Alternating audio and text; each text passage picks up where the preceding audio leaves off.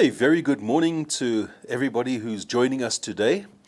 As you can doubtless see from the information on the screen, today we are doing the memo discussion for the English First Additional Language Paper 1 that was written yesterday, because today is of course the 29th of September and yesterday was the 28th. So there we are. All this fabulous information that you were just longing to hear. Let's take a look at the background to this paper. Firstly, I'm doing this deliberately. I'm throwing up the very top.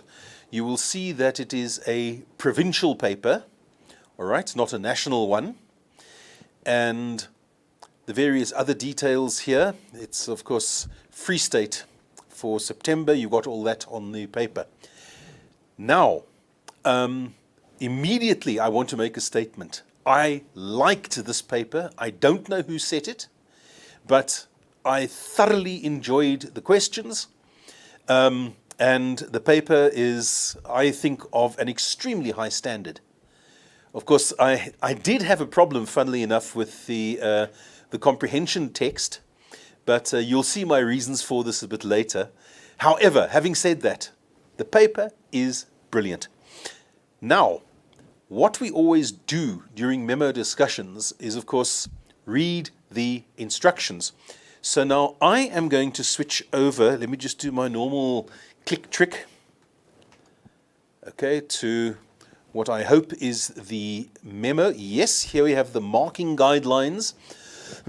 And I like the term marking guidelines, as you would have heard me say last week, for the very simple reason a memorandum is prescriptive, whereas marking guidelines are just that. They are a guideline. They do not force you to do one thing or another.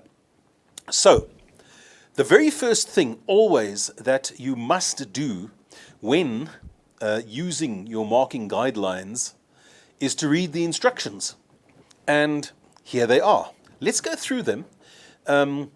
Obviously now, these instructions are copied and pasted from the official exam guidelines, which is not a bad thing at all. It eliminates any confusion.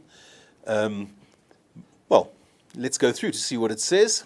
In this case, candidates are required to answer all the questions. Okay, fine, that's perfectly logical.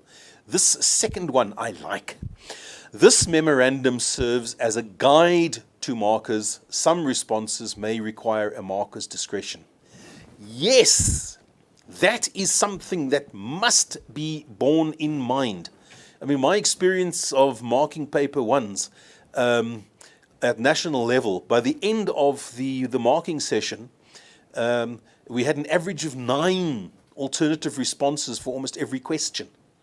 So, yes, a lot of discretion is required. Then, of course, objectively as possible. That, I think, is self-explanatory. You can't be prejudiced against anybody. Okay, now, let's take a look at this.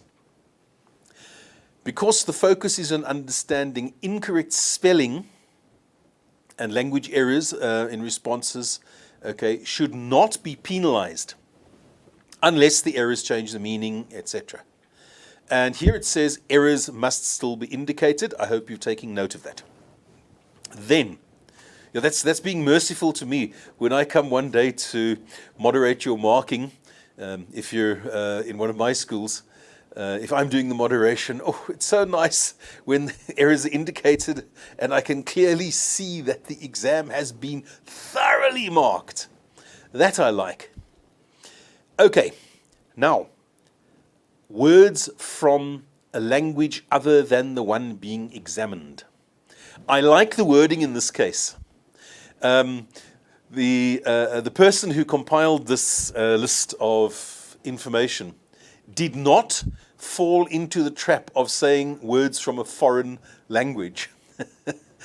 There's a lot of irony here. You must remember, English in South Africa is a foreign language. So we have to be very careful about using that word. It may be one of the 11 official languages, but we must never forget that it is an imported language. Okay, now going back to the non-English words, and I'm using that one advisedly here. If it's a word from, let's say, just for example, we're in the Free State. The most common language in the Free State is Sesotho, with a total of 66% of the population of the Free State being born as Sesotho speakers. So those are the words that most often creep in. But here we have what it says. You have to disregard those words. Anything that is not English is disregarded. Then, of course, there's another thing there. If the answer still makes sense, do not penalize. All right. Then if a word from another language is used in a text and required in an answer, of course, that's acceptable. It's quite interesting how many words of the other languages of South Africa have already crept into the English dictionary, but I'm not going to go into that now. Right. Here we have open-ended questions. This is fairly obvious. Yes or no, agree, disagree. It's completely irrelevant. You don't give a mark for that. It's the substantiation that counts. You do, however, have to watch out that the substantiation must be linked to the opening response. If the guy says something like he disagrees and then gives hundreds of reasons why he does agree with the topic, then I would suspect that's a wrong answer. But this is up to you as the marker. Right, let's take a look at these other ones here. When one word answers are required, can you see where this is going? I don't know how many times I've seen what we call the shotgun method being used. It's a one-word answer that's required, but the candidate doesn't know what the answer is, so he just writes out a full sentence and hopes that the word is somewhere in that. That is a no, incorrect. Okay. It must be, if it's asking for one word, it must be just one word. And here it says, unless the word is in some way underlined or highlighted or something like that. That you can accept. But why people would want to do that is beyond me. I have no idea. Okay. Then, let's look at the next one, accept dialectal variations. I have, to be quite honest, seldom had a problem with that. Dialects are the idiosyncrasies of a language according to area. For example, the people of the Northern Cape, I'm going to use the example of Afrikaans here for want of a better one. The people of the Northern Cape tend to speak the most incredibly formal and correct Afrikaans, whereas the people of Cape Town will use a very informal Afrikaans. And they use different words, they use different sentence structures. Both are correct. It's just that they are from a different area. Okay, multiple choice questions. Now, technically, the instructions say write down the letter of your choice, but every single year, excuse me, we get plenty of people who write the answer out in full. The basic thing that it's saying here is don't penalize. All right, and here the quotation marks. I actually checked very carefully to see if this is applicable to this paper, and it's not. I don't know of any place in this paper, I can't remember any place, where a quote is required. It's not in any of the questions, to the best of my memory, and I did check quite well. So that I don't think you have to be concerned about in this paper. Now, let us move on. We're going to go then straight into the comprehension section. Right? Now, let's take a look, therefore, at the comprehension text. Right, I must just do click again. Bear with me. There we go. I'm not going to read through these instructions that we did last week, as I recall. So let's take a look at this text. And I've got to share this with you because this might apply to some of the other markers. I don't know for sure. Until I read this text, I had no idea who Sho Majosi was. I simply didn't know. Never heard of her. I think it's her daughter. Never heard of her before. So the only thing that I know about Sho Majosi is what I have read in this text. And it's quite an eye-opener because obviously she's quite a famous person. And some of the answers in the memo as a result give an assumption that certain background knowledge is known about her, which I didn't have. Okay, so, but we'll go through that. The questions are faultless. Don't worry about the questions. No problem with the questions. Brilliant. Properly set up. Lovely taxonomy, taxonomical levels, everything like that.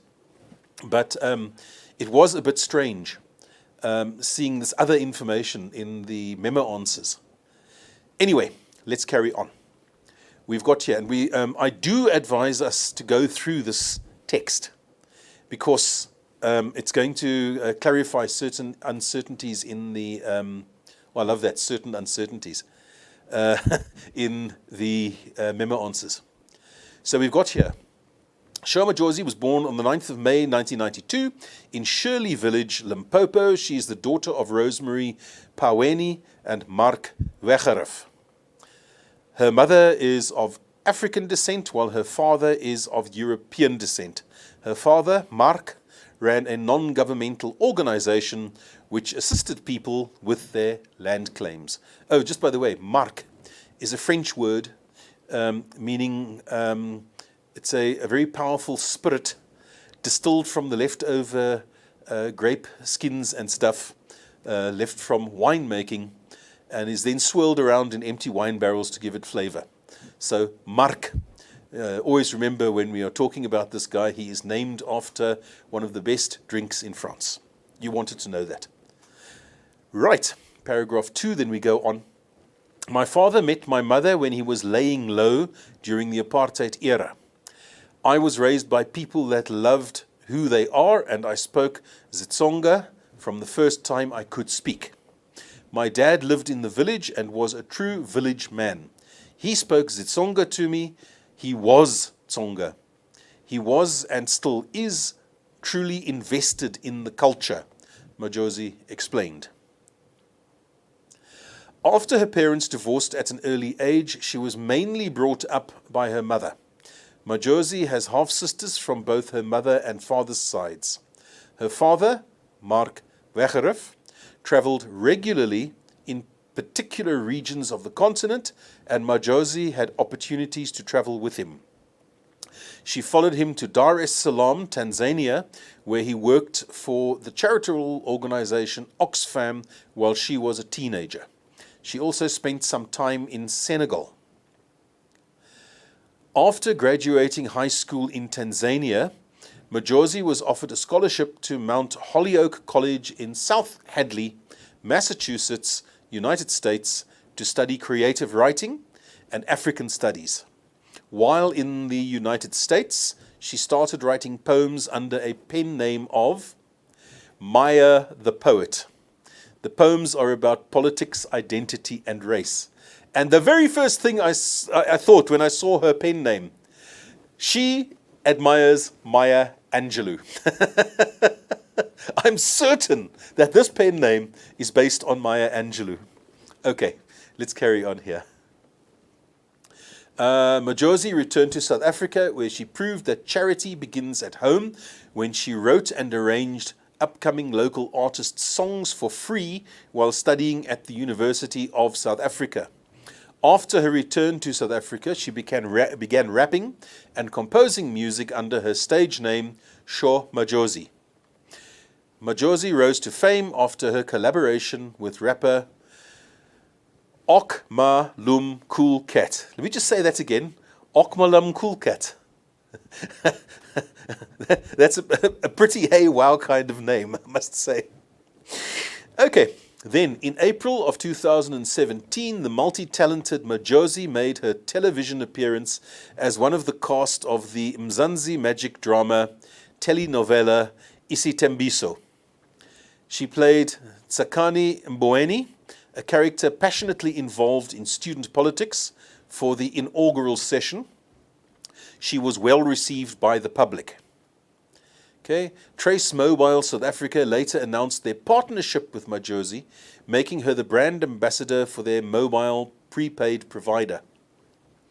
Her rise was no surprise to many when she performed at the Global Citizen Festival Mandela 100, which was headlined by Beyoncé and Jay-Z. To top it all, her red letter day arrived when she earned 2 wins at the 25th South African Music Awards. Performing on the global stage is not new to her. She was featured on the global music platform Colors, where she was applauded by international artists like Missy Elliott. She also appeared on the Kelly Clarkson show to talk about her song John Cena, named after and inspired by her childhood inspiration, professional wrestler John Cena. As she performed the song live, John Cena came from backstage to surprise her. The video went viral on social media as she said it was her dream to meet Cena herself.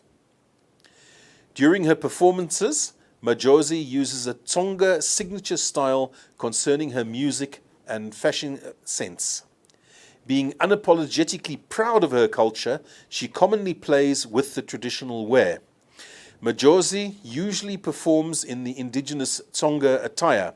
Besides her culture-influenced style, Majosi displays a colorful image with many elements attached. Social media writer Kenny Morifi Winslow added, "I think there is an interesting transfer of energy when our favorite parts of public figures become the things that we hid from ourselves or tried to change," commending Majosi. Zitsonga rapper and actress Sho Majosi has rapidly become the new kid in the entertainment industry and has credited her parents for instilling the love she has for her Tsonga culture through their exemplary lives in her. This talented artist has indeed moved the goalposts in the music industry. Okay, there we are, short, sweet, to the point. Right. Just by the way, for those of you that are interested in such things, the reason we know that this was either written by an American or spell checked on the computer using the American spell checker, this is the American spelling of colors. In English, we spell it with a U as well. That's just for interest. Right. Let's take a look then at our questions and answers. And there's, of course, your instructions, own words, one-word answers, multiple choice questions. Okay, the standard instructions that should always be found above every comprehension test. Yeah. Okay. The very first question says refer to paragraph 1. So immediately you have the limiting factor. If the response is not based on paragraph 1, it will be automatically incorrect. Then, why would you say Majosi is not a teenager? All right. Now, before we look at the memo answer, we're going to do what I always do when first encountering a new paper, and I first do the entire paper by myself to see the answers I get, and then I compare them to the memo. All right, but the clue, of course, is in this the year 1992, which by my calculations is, let's say, about 29 years ago. So at the moment, she can no longer be a teenager. That was my automatic response. Let's take a look for comparison at the official memo answer. And let's wind it down here. There we are. She is 29 years old, or her age does not range between 13 and 19 years. I would have actually said, we know she is not because she was born in 1992, which was 29 years ago. But all of these answers, I'm not saying these answers are incorrect, they're not, they're perfectly good. right? I'm just saying that was my automatic response. Look at the year of birth and compare it to this year's date. And right, I think that sums it up. Let's go back to our next one. That one is not a controversial question in any way. Now, why is the following statement true? Now remember, this instruction here, refer to paragraph 1, it still stands, right? So we go back to paragraph 1, and it says here, Shomajosi is of mixed race. Okay, so up we go to paragraph 1. Daughter of Rosemary Paweni and Mark Wegerif. And now it says outright here, her mother is of African descent, while her father is of European descent. Right, there's the answer. Okay, in that sentence is the answer. So that is what you are going to have to focus on, is the fact mommy's African, daddy's European. So let's see what our memo answer says. And this one puts it quite succinctly, her father is white and her mother is black. Perfectly straightforward. Okay. Let's go back to our questions. Whoops, wrong one. There we are. So many buttons on this keyboard. I'm never too sure how many of them to press at the same time. Right. Now this 1.3, refer to paragraph 2. Okay, so we're going to go up to paragraph 2 shortly to check our responses. And it says here, what does Shua Majosi mean when she says her father was a true village man? Now, from my experience of Lesotho, I've got that in my favor.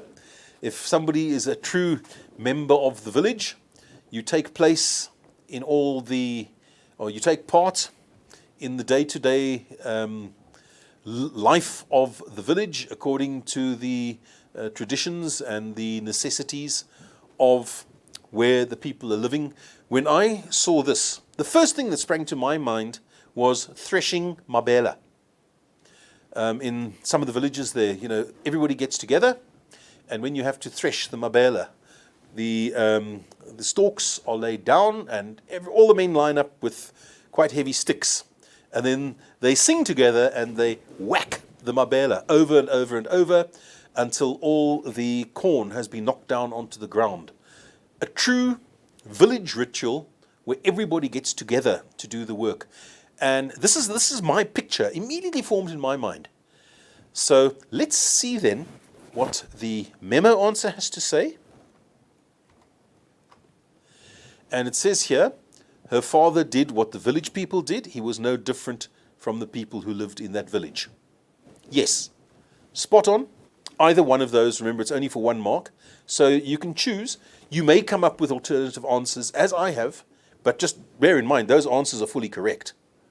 So use them as your guide. All right. And we go back. Then, this one's slightly more complex. You'll see because it's for 2 marks as opposed to 1. And we've got here, using your own words, explain what is meant by invested in the culture. Now, people, please note, this must be predominantly in own words. Now, what is in your own words? It's when your answer that you provided is not completely lifted from the text. In other words, copied word for word from the text. It must have changes made to it. Right? Now, let's take a look at this. Invested in the culture. Let's just go to paragraph 2 and see the context here. Right? He was and still is truly invested in the culture, Majosi explained. Right? Now, to my mind, that says that he has become a Tsonga because he has totally integrated himself into the culture. He does the cultural activities that they do. He takes part in all the traditional stuff. He wears the traditional clothing, everything. He has become a Tsonga in the same way that Johnny Clegg became a Zulu. I still miss Johnny Clegg, by the way. I really liked his music. I'm sorry he won't be making any more. Okay, so that is my version of invested in the culture. Let's see now our memo answer. Okay, and it says here he had a lot of interest in the Tsonga culture. He learned the culture extensively, lived according to the customs of the Tsonga people. Of those three, they're all correct, by the way, but of those three, my favorite one is the last one, lived according to the customs. To me, that says it the most clearly. And it says here, accept any two of the above. All right, please note always the mark allocation. It's got to be at least enough, what I call meat and potatoes, for 2 marks. Right? And okay, let's go back to questions. Right, scrolling down. Now here, what do lines 13 to 17 tell the reader about Mark Wegerof's character? It says here, mention 2 points. I would have actually said specify 2 points, but don't worry, that is correct. Now, I want to bring your attention to the word character. Okay? What defines a person's character? It's basically the way they behave, although you could, to a certain extent, I would say just stick to the way they behave, their morals, their ethics, their responses to certain situations. Right, now, let's take a look at lines 13 to 17 and see what we can deduce from that without yet looking at the memo. This is very important because remember, this is what the candidates experienced. So 13 to 17, let's go up here. Lines, this is one of the reasons also why I like this paper. There has been such fine attention paid to detail. If it says lines 13 to 17, that's where you find the required text.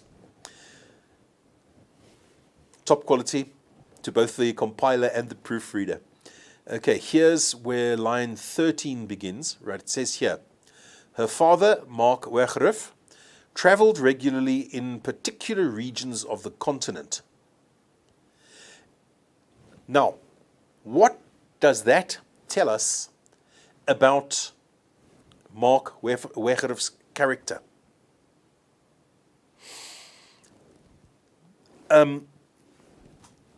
We know that he travels, and it's particularly to regions in the continent. And we know also that his traveling is done on behalf of Oxfam, which is a charitable organization. So, for a start, we can say Mark Wegerof is concerned about the people of Africa, which makes him a kind person. He's a person who is generally, genuinely empathetic or sympathetic to the people of Africa who have need of Oxfam's assistance. Okay, he may be doing it for a living, but he does it with dedication. So that's the next thing. He's dedicated to his work. He does a lot of it. Right? So already we've got various character facets there. Okay, there it goes on. And Majozi had opportunities to travel with him. She followed him to Dar es Salaam, Tanzania, where he worked for the charitable organization Oxfam while she was a teenager. Okay, she also spent some time in Senegal. All right, there we are up to line 17. So basically, this is what we have. He works for a charity and he travels a lot. for that charity, and he lives in South Africa. And, well, character. Certainly a person who has a fondness for Africa. He's a people person who likes dealing with people, because if you're working with a charity, you're going to come into contact with many people. Okay, and he's therefore, I would say, yeah, a people person, likes to be sociable, likes to meet people. All character traits that we can deduce from that. Now we can go to our memo answer.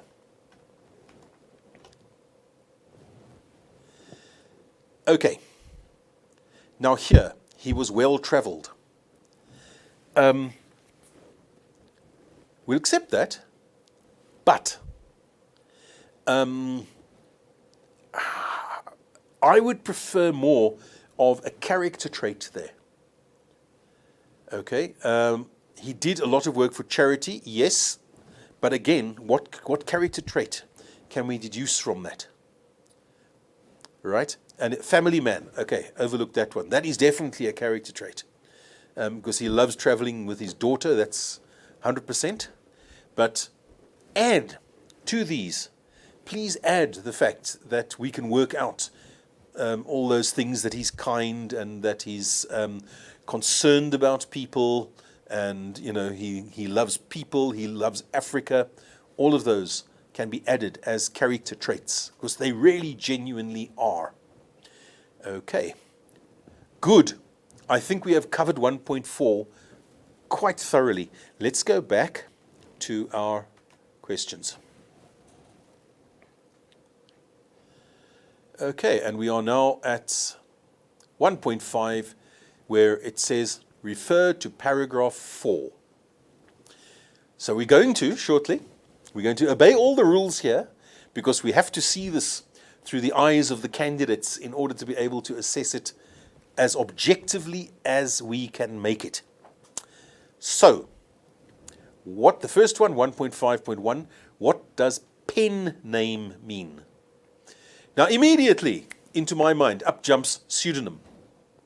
Okay, a pseudonym is a different name under which many writers write. It's not exactly the majority of writers, but believe me, there are many famous authors who are not using their own names. I mean, when I grew up reading the James Herriot books, and one of the most annoying things, this is a story about a guy who's a vet in the Dales in England, and one of the most annoying things about it was right at the end. It says, James Herriot is a pseudonym. And I got really frustrated, because remember, I was still young then. I was 10 or 11 years old, and why do you have to change your name? I can identify with you. You're a brilliant character. Why did you want to tell us who you are? Da, da, da. Anyway, but just on that, pseudonym, okay, pen name. However, obviously the average person at first additional language level will not be familiar with the word pseudonym. So they're going to come up with an explanation, I suspect, rather than the correct word. And right, so I don't think we need to go up there. We'll check the memo answer shortly. And then it says, why do you think Shoma Jozi's poems focused on politics, identity, and race? Okay, and 2 points, please. Okay. In this case, no, we don't. Yeah, let's go to paragraph 4. Come on. It's my time. I can do it. Right. And here, we'll look at this line here. While in the United States, she started writing poems under a pen name of Maya the poet. Now, it asks what a pen name is. I don't think it's relevant in this case to say, gee, a pen name makes you be like Maya Angelou. No, that is specific to her. It is not the definition of a pen name. So watch out for that one. And then it says the poems are about politics, identity, and race. And the question is, why? My automatic answer here is she was brought up with exposure to all sorts of cultures. Which, remember, she's been to Tanzania and Senegal and presumably other parts of Africa as well. So she would be familiar with politics. Another thing is to check the time that the year in which she was born. She was born in 1992. We had our first democratic elections in 1994. So as near as makes no difference, she's a born free, but she will have been brought up by people who have strong memories of the apartheid system. So doubtless that would have crept in. So she would have understood the various injustices and stuff which were experienced by her parents and the other people in the village and those around her. And when going to Tanzania and Senegal and those places, she would have seen the struggles of everyday life and the joys of the culture and everything like that. So the politics would matter to her. Then identity, same story. She is very conscious of her Tsonga identity as opposed to various others. Remember, her father abandoned his European identity to become a Tsonga in everything but skin. And then, of course, race. In South Africa, it is almost impossible to escape from race creeping in here and there somehow, right? And it does matter. And in her case, again, the race issue would be very much part of her life because of white father, black mother. Okay, now these are my responses to this. And this is the sort of thing that I think you're going to get from the candidates. Let's take a look at our memo answer. Okay, so first we've got our pen name chosen by the writer to use instead of her real name. Okay, I think that is a superb answer. That is the sort of answer we can expect from the candidates in this context. Right, now let's take a look at 1.5.2, and we look at this whole thing of why does she talk about politics and race and etc., etc. Okay, product of different races. Yes. Okay. It says which left her questioning her identity. I don't agree with that. I think she is very conscious of her identity. She says so, absolutely. She says she is a Tsonga. End of story. That's her identity. But this part here, a product of different races, yes, that's definitely part of it. And this one here, the political era in which she was born did not approve interracial relationships. Yes, that is technically correct. The whole thing is she arrived on the earth just at the point where apartheid was no longer a dominant factor, right? It was fading away. So, but the whole thing about the interracial relationships in those days was still quite scarce.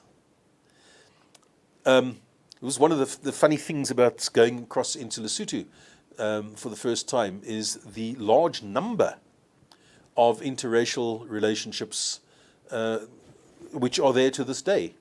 And it's perfectly normal. In Lesotho, it's just, so what? But in South Africa in those days, it was a big thing, you know, going back to the apartheid days.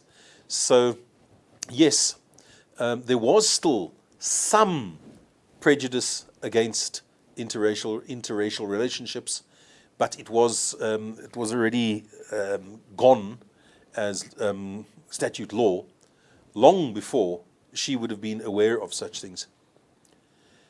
Okay, she wanted to know more about her race and identity by exploring her roots and composing poems based on her research. This is slightly dicey. Yeah, okay. By exploring her roots.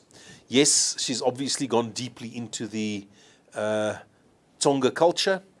We can take that for granted because she uses the clothes and stuff.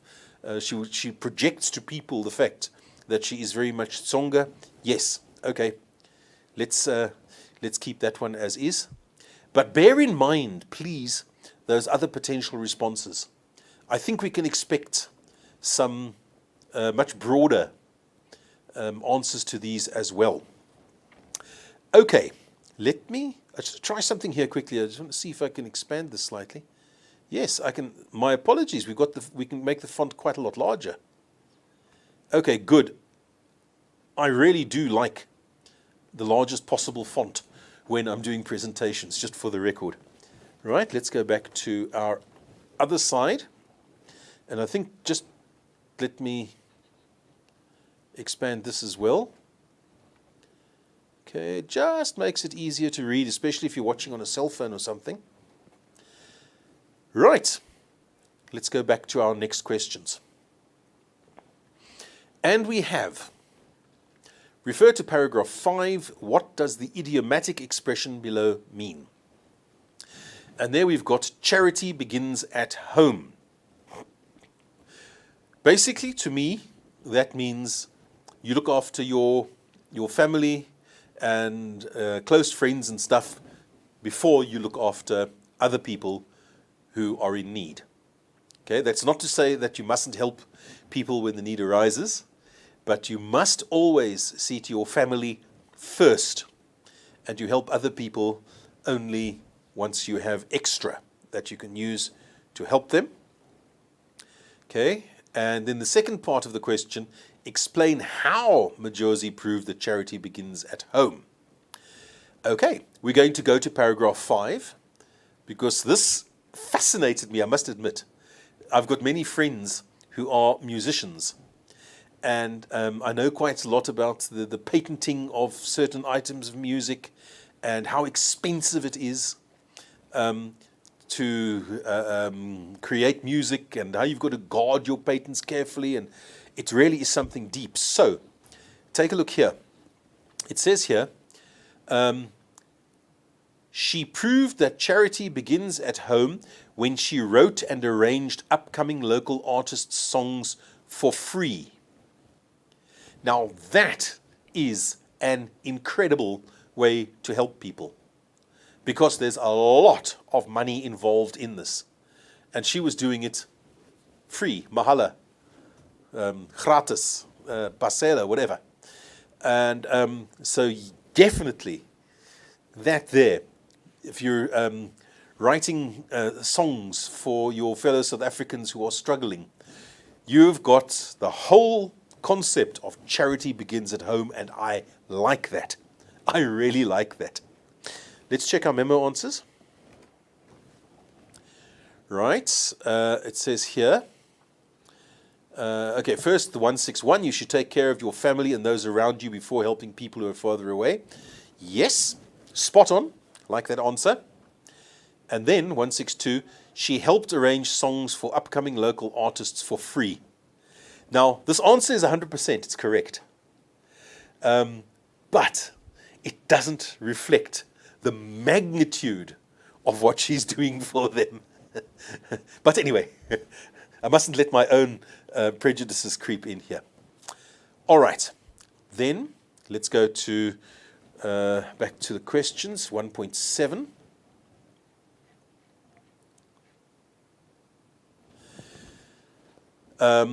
The writer describes Majosi as multi-talented in line 29. All right, multi-talented means you've got many useful skills. Name any 3 jobs that she has done from the text to support the above statement.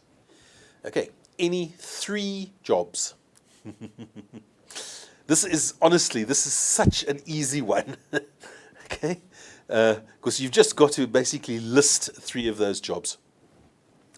And there's lots of them. Let's go back to the text and we'll see what we can find.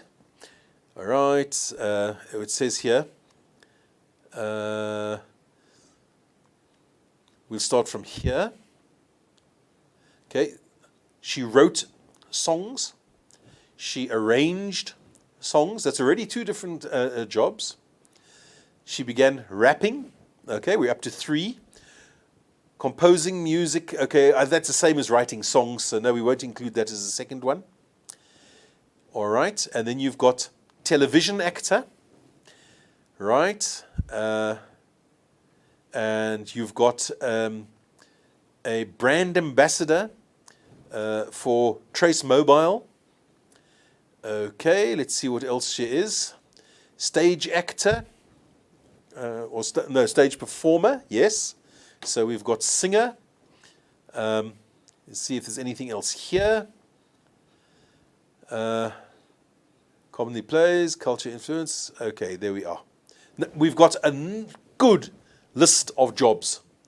Let's go to look at our memo answer. And here we go. Actress, yes. Poet, yes. Rapper, yes. Brand ambassador, yes. Singer, yes. Music composer, yes. Song arranger, yes. There's plenty of jobs. Remember, any 3. Okay. Then we go back and we look at 1.8. I'm sorry, I don't want to break. Normally I take pauses. I don't want to break halfway through. I want to do the whole comprehension section in one go. It's then finished. And then we'll look at the rest of the paper in chunks. 1.8, here's a classic multiple choice. And it says, the phrase red letter day in line 37 means.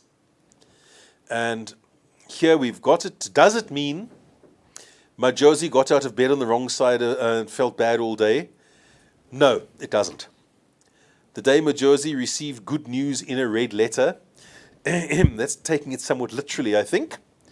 That's not it. The day Majosi was surprised by a red letter in her mail. I wonder if you can get red letter mail via a cell phone. It's an interesting thought, but that's not it either. So we have here the happiest, most important, and unforgettable day. Now, again, another reason why I like this paper. Please note the answer is not letter C. And it's something that a trap into which many examiners fall is automatically choose the letter C as the correct one. And the candidates know that. So if they have to guess, they're going to guess C. Okay.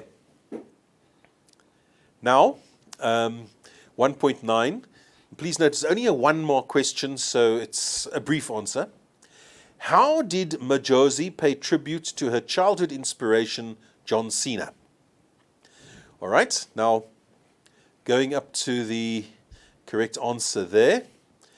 And it says, to talk about her song, John Cena, named after and inspired by her childhood inspiration. So I would say she wrote a song about him. Let's take a look at the memo answer. She named a song after John Cena. Yes, that would also be correct. But I think it's not just naming the song after John Cena. I think it's a song about John Cena. Now, remember that all the information I know about this Shaw Majosi lady, I've got from reading this text. Okay, so the implication in the text is that the song is about John Cena. I don't know whether that's true or not, but that's what I think. Okay, so let's go back to our questions.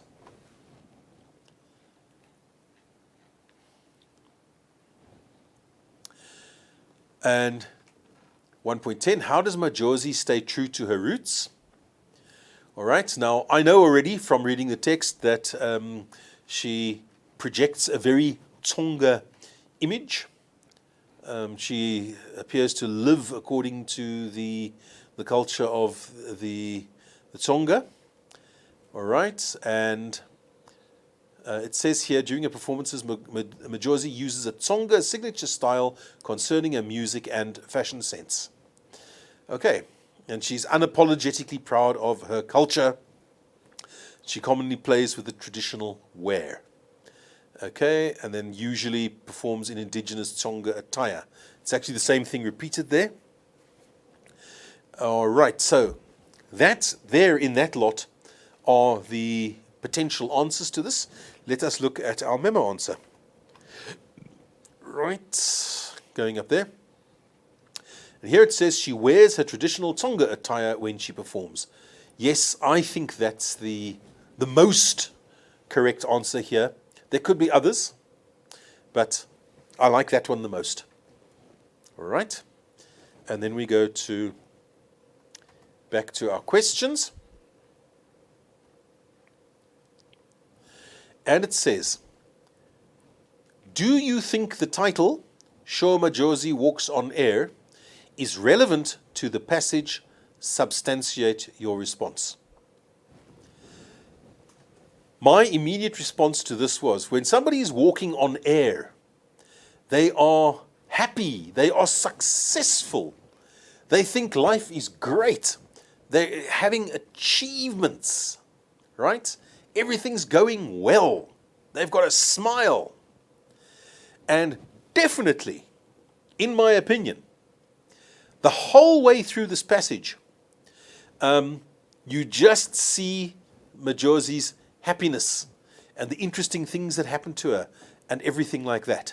So I put this, this sums up the whole tone of the passage.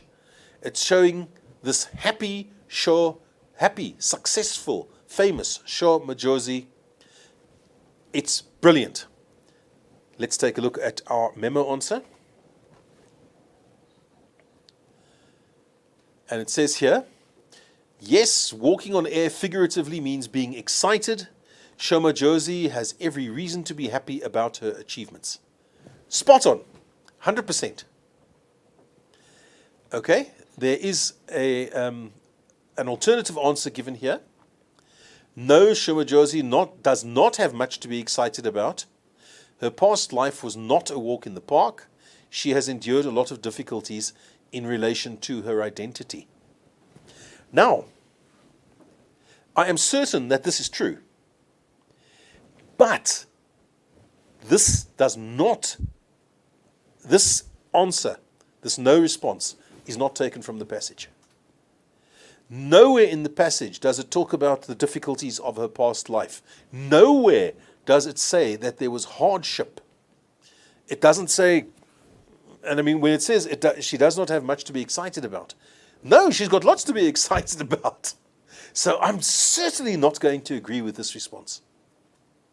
The passage does not give any negativity about what Sho Majosi does.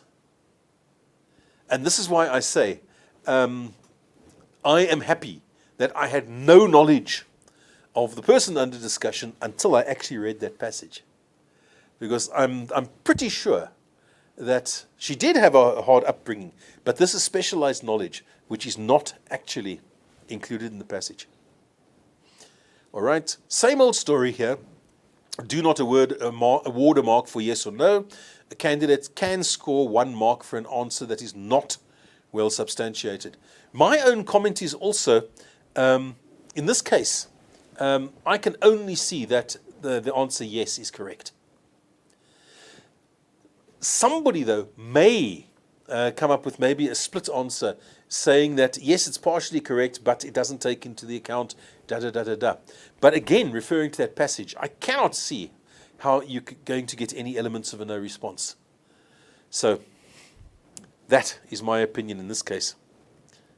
Let's go back to our questions and then discuss the effectiveness of the concluding paragraph. Okay, let's take a look at the concluding paragraph. I think it is effective, by the way.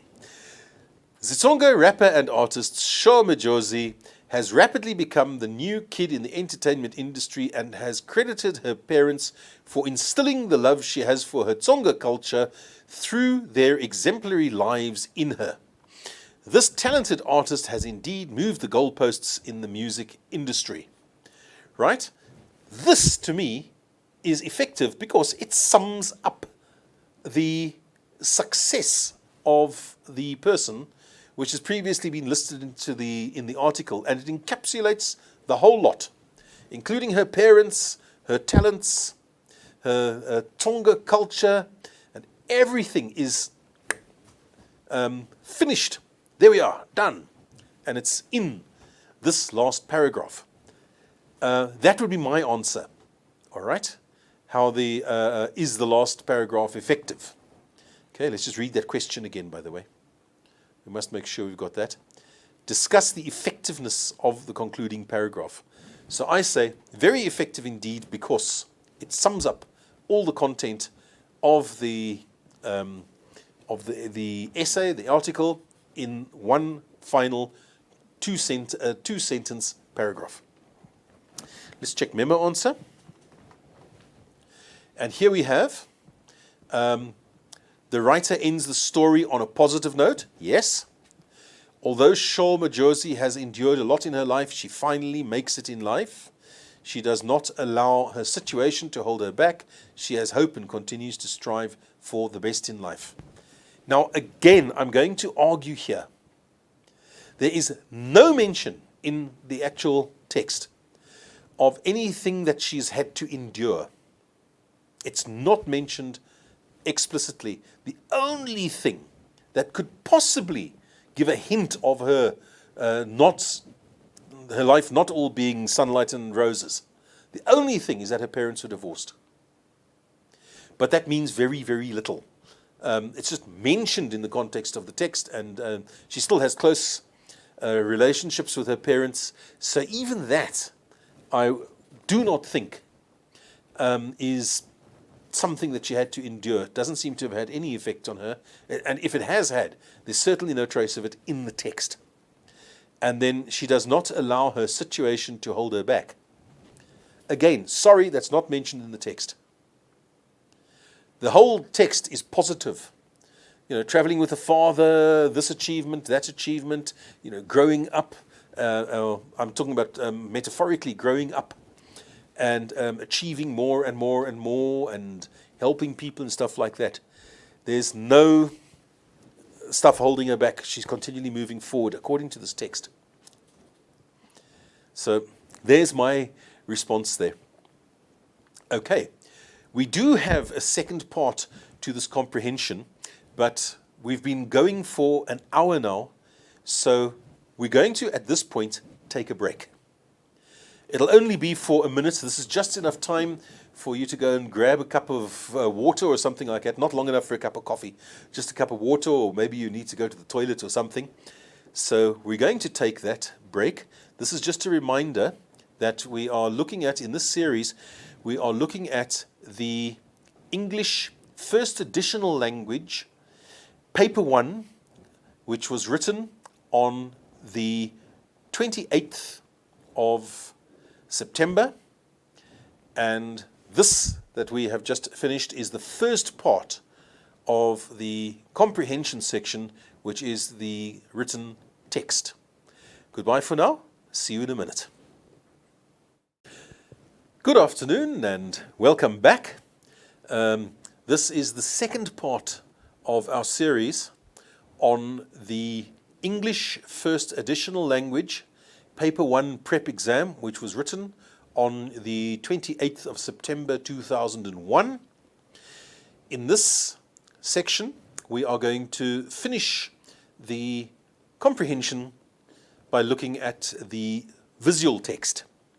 And there you will see the visual text displayed on the screen. And, well, you all know what this is. So here you've got Mrs. Chicken and Mr. Chicken. All right. And this one, I'm assuming, is Chicken Licken. And here we have what's very obviously the chicken psychologist or the chicken marriage counselor, whatever you want to call him. And I think the entire cartoon is very clever indeed. It's some people, of course, they don't want to settle down to a permanent relationship. They want to be able to, men are particularly prone to this, they want to be able to play the field and see other ladies and stuff like that. So they are nervous about commitment. Okay, and that's the implication of the statement being made here. He wants to make he wants our relationship to be free range. And of course, free range chickens is a lovely pun on the concept of free range. Free range chickens are the ones that are bred openly. They are not kept in cages and stuff. They can move around as they want to, so the life is much better than for a battery chicken. Okay, let's take a look at the questions. And we've got first the note at the bottom. Please, please, please always tell your candidates, tell your guys, whatever you want to call them, read those notes at the bottom. Those notes underneath a cartoon or a comic strip are always very valuable. And if they haven't read them, they are probably going to lose out on a mark or two. So please stress that when you go back into the classroom and return the marked work, read those notes. I can almost guarantee you've already picked up one or two errors that have been made because they didn't read the notes, but be that as it may. Okay, now 1.1.3, give one contrast between the hen and the rooster's body language. Okay, so that's between Mrs. Hen, Mr. Rooster, and what is their difference in body language? Well, let's take a look.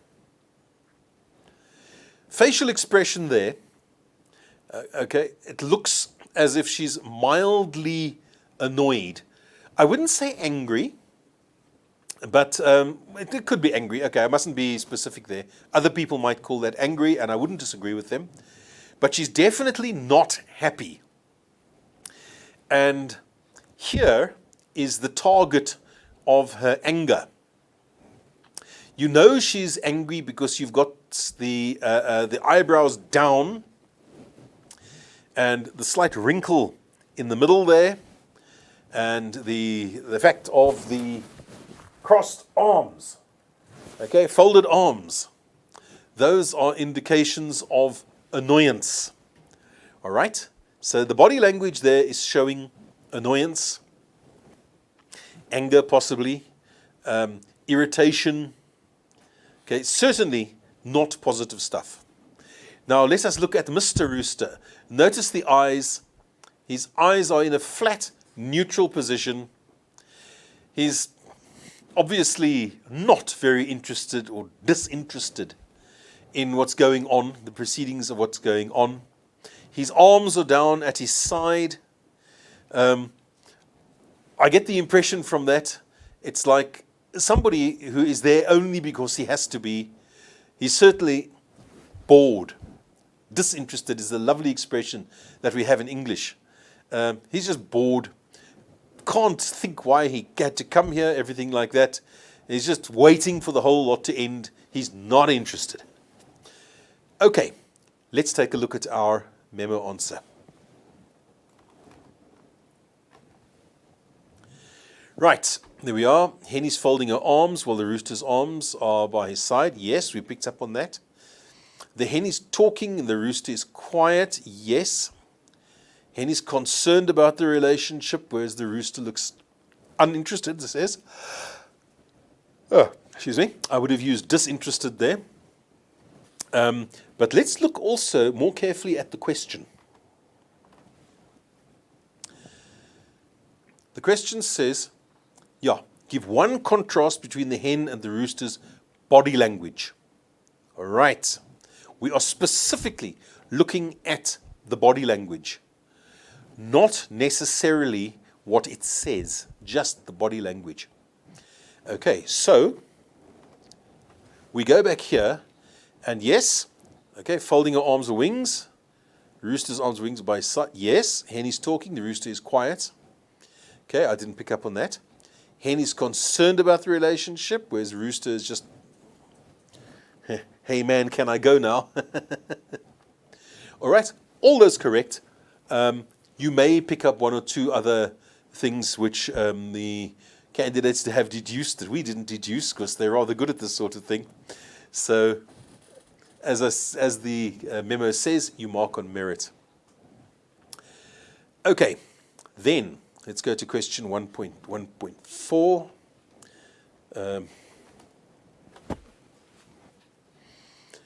Explain the play on words, the pun on free range in this cartoon. We have done that already.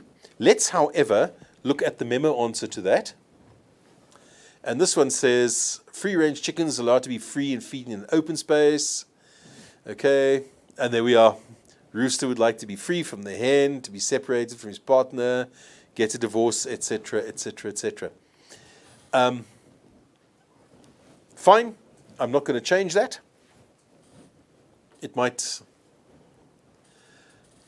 You might get other answers. I can't say more than that. And 1.1.5. Do you think the rooster and the hen should have consulted the therapist to resolve their marital challenges? Substantiate your response. Now this one is completely open. This is actually anthropomorphism in progress here. Anthropomorphism is when you give human speech and characteristics to animals. And this is exactly what is happening in this cartoon. Right. And as a result of this, you can go fairly wild in your imagination. You no longer have to refer directly to the cartoon, because all you are saying is your opinion as to whether it makes sense for married couples to consult a therapist when they're having problems. So up to you to give your opinion on this sort of thing. Let's take a look at the memo answers. Okay. And it says here open-ended, and we've got, yes, sometimes a heated problem needs a mediator to be resolved. Sometimes the two have to get professional help, yes. Spot on, no problem there. It says here, no, unnecessary to consult a therapist. The two could have sat down together and resolved their own challenges. Really? There's very few people can do this. Okay, so as a general rule, it does help to consult a therapist. But this is still, for all saying that, this is a valid answer. I'm not going to argue. It is possible for some people to do it. Okay, it takes two to resolve their own challenges. That would imply not three. Okay, all those answers there. Anything that relates to people with marital difficulties would obviously be in context in this particular set of circumstances. So try to think yourself, Mr. Candidates, about similar cases that you've seen in the past. All right, so those are the sort of answers that you can anticipate in your marking. Okay, we have now finished comprehensions, and we're going to take another 1 minute break. We're not going to break for very long. Again, it's just to give you time to stretch your legs, go to the toilet, stuff like that.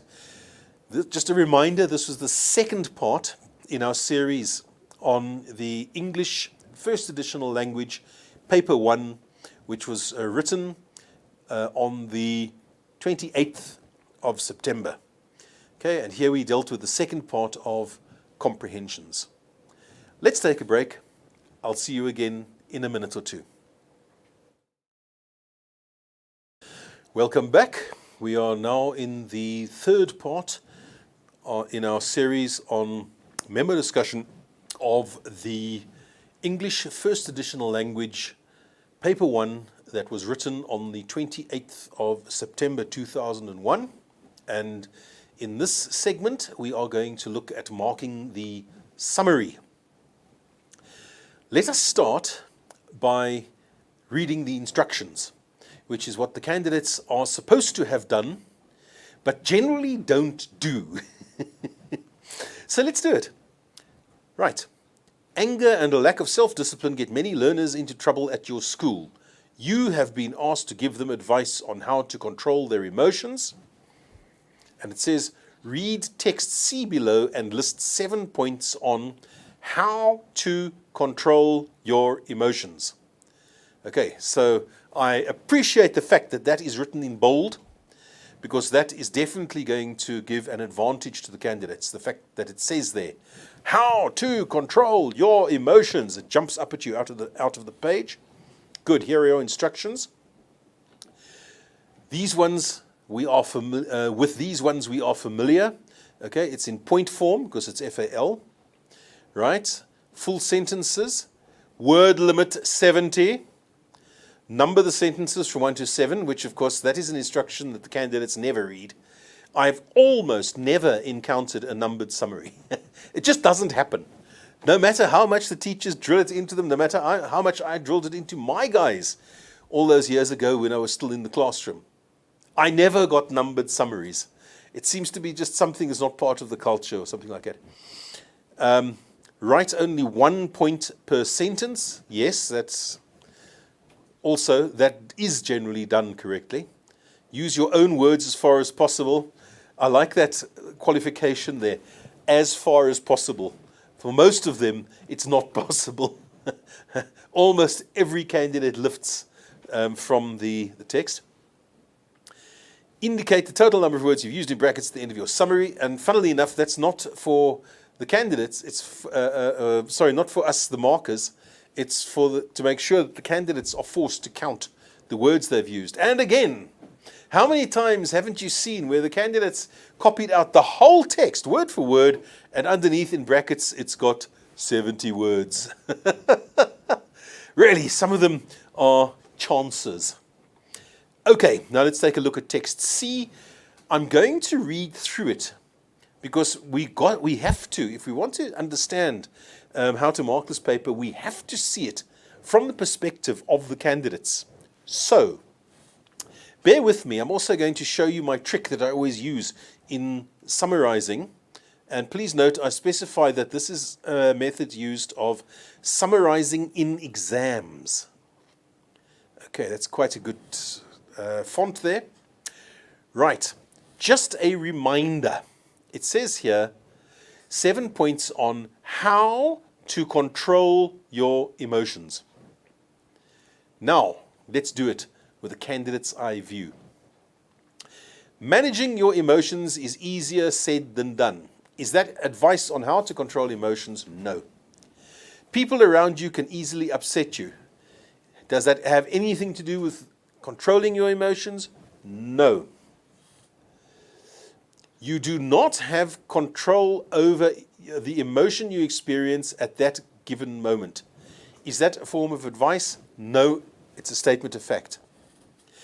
However, by striving to control the way you think, you resist reacting to your emotions. Is that usable advice? Yes, it tells you, try to control the way you think. That's advice. Point number 1. Taking a moment to stop and think before you speak or act can save you from an embarrassing moment. Is that advice? Yes. Take a moment, stop and think before you speak or act. Okay, definitely advice. That's point number 2. Being criticized negatively can upset you. Is that advice? No, it's merely a statement of fact. It doesn't tell you what to do about it. Now, hopefully, we're going to get something that tells you what to do about it. If you know that criticism is useful, even if it is not delivered in the best way, you will be better off. Okay? So, is that advice on something that you can do? In my opinion, no. It's once again making a statement of fact. I don't think that this is advice in the strictest sense of the word. Let's move on slightly. Use criticism as an opportunity to learn, not as a downfall. Is this advice? Yes, it's telling you, use the criticism in a constructive way. So we've got our point number 3. Right? And it says here, it takes strength and courage to admit when you are wrong. Is that advice? No, it is a statement of fact. Acknowledging your mistakes will help you deal with your feelings. Is that advice? Yes, it says there, you must acknowledge your mistakes. Easy. And it gives you a reason why. Because it's going to help you deal with your feelings. All right, so we're up to number 4. Likewise, forgiving when you have also been wronged will spare your emotions. Is that advice? Yes. Forgive. Even though you know that the guy has beneath you or whatever. Forgive, it gives you a good emotional feeling. Right? You don't get this continual stress of hatred the whole time. So forgiveness. We're up to point number 5, I think. Okay. All people have strong and weak points. Is that advice? No, it's a statement of fact. Focus on the good in others instead of judging and blaming them. Is that advice? Yes. Focus on the good in others. All right, so we're already up to 6 points. You can be disappointed if you offer help and not be thanked for your efforts. Is that advice? No, to me that is a statement of fact. When you help someone, do so with no reward in mind. Is that advice? Yes. That is good, practical, usable advice. We often find ourselves involved in arguments with those around us. Is that advice? No. Again, it's a statement of fact. When you disagree with others, try to see things through their eyes. Is that advice? Yes. Try to see things through the eyes of others. Okay?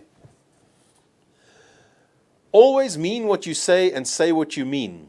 Is that advice? Yes. And who are you thinking about? Come on, who of you are doing short stories? Doesn't this remind you of Fur Coat? Molly never says what she means. She always uses circumlocution to sort of skirt the topic and to wait for her poor husband to give approval, and the husband hasn't the faintest idea what he's actually supposed to say. But there we are. Always mean what you say and say what you mean. Advice. This will inspire you to be a better person. Is that advice? No. It's saying why you should take the advice already given. It helps you keep your distance from people who are full of trouble. Is that advice as it is written there? Technically, no. I would say if you write it like this, it helps if you keep your distance from people who are full of trouble. And then, yes, it's advice. So we're going to include that in the list of advice. Because I'm sure that's just a little typo here, which has changed it slightly. So, yes, is that advice? Yes, we're up to number 9 or something, I think. They are masters of hurting others. Is that advice? No, that is an explanation. Now, there we go. Quick, simple, to the point. That's how, incidentally, I always teach my guys how to answer summaries. Always ask that question. Is this the advice? Is this the helpful tip that you're looking for? Whatever it is. All right? So let's go straight to our memo answers. Just to check. There we are. You see that? By striving to control the way you think, there we are. There's our first response. Own words, control your thoughts. There we are. Short, sweet, to the point. Spot on. Take a moment to stop and think before you speak or act. Taking a moment to stop and think before you speak or act can save you from an embarrassing moment. And there it says, take a pause before acting. But I would include definitely there, the most important part is the speaking. You're far more likely to hurl a nasty word back than you are to punch the guy in the face. Speaking those words, to me, is more important. But that's correct, by the way. I would put there, take a pause before speaking. or before speaking or acting. But I do think the word speaking should be in there. However, having said that, acting is also correct. Don't worry. Use criticism as an opportunity to learn, not as a downfall. Okay, learn from criticism. Spot on. Short, sweet, to the point. Acknowledging your mistakes will help you deal with your feelings, right? Accept when you are wrong. 100%. Perfect. Likewise, forgiving when you have also been wronged will spare your emotions. Forgive those who wronged you. Bang on. Focus on the good in others instead of judging and blaming them. Okay, it says here, focus on the other's strengths, or I would say positive aspects, but certainly strength is correct. Okay, spot on. But just here in this point number 6, you are going to get other ways of saying this. Focus on the good things, focus on the people's good attributes, positive attributes. There's a whole range of ways that this could be said. All right. When you help someone, do so with no reward in mind. Okay, help others without any expectations in return. 100%. When you disagree with others, try to see things through their eyes. Okay, see things from other people's perspective. 100%, no problem there. Always mean what you say and say what you mean. It says here, be authentic. Yes, but I don't think a single candidate is going to use that word. It's correct, don't get me wrong. I would say something like, always be genuine, and always be open, always be frank, never beat about the bush, anything like that. But, you know, as I say, correct answer, just expect many others. It helps, okay, here, yeah, okay, this is included here. It helps you keep your distance from people who are full of trouble, or avoid troublesome people. 100%, there we go. Those are the answers. However, now, let's go to marking. When you are marking the summary, please, please, please, I'm looking at this now from the moderator's point of view. Please, when you indicate a correct answer, give it the number according to the memo. And when it's a quote, I use a little letter Q to show it's a quote. When it, or other people use the little L to show it's a lift. Makes no difference. But indicate if something has been quoted verbatim from the text. Just remember, even if 1 or 2 words are changed, it's already no longer a quote. It's no longer lifting. Even if there's just slight wording changes. But as long as it's word for word, it is a quote. Okay, please remember that. Now, let's look at how to mark it. Yes, we all know this. We've all seen this before. 7 marks for 7 points. Perfect, no problem there. 3 marks for language. Well, 3 marks for putting it into their own words, basically. Or for not quoting directly. Okay, total 10 marks. Right, there we go. Now, when the candidate has not quoted verbatim, 1 to 3 points correct, 1 mark. 4 to 5 points correct, 2 marks. 6 to 7 points correct, 3 marks. Okay, so what happens is you just add those marks depending on the number of points that have been correctly identified. However, here we come to the tricky bit. Distribution of language marks when a candidate has quoted verbatim. In other words, copied directly.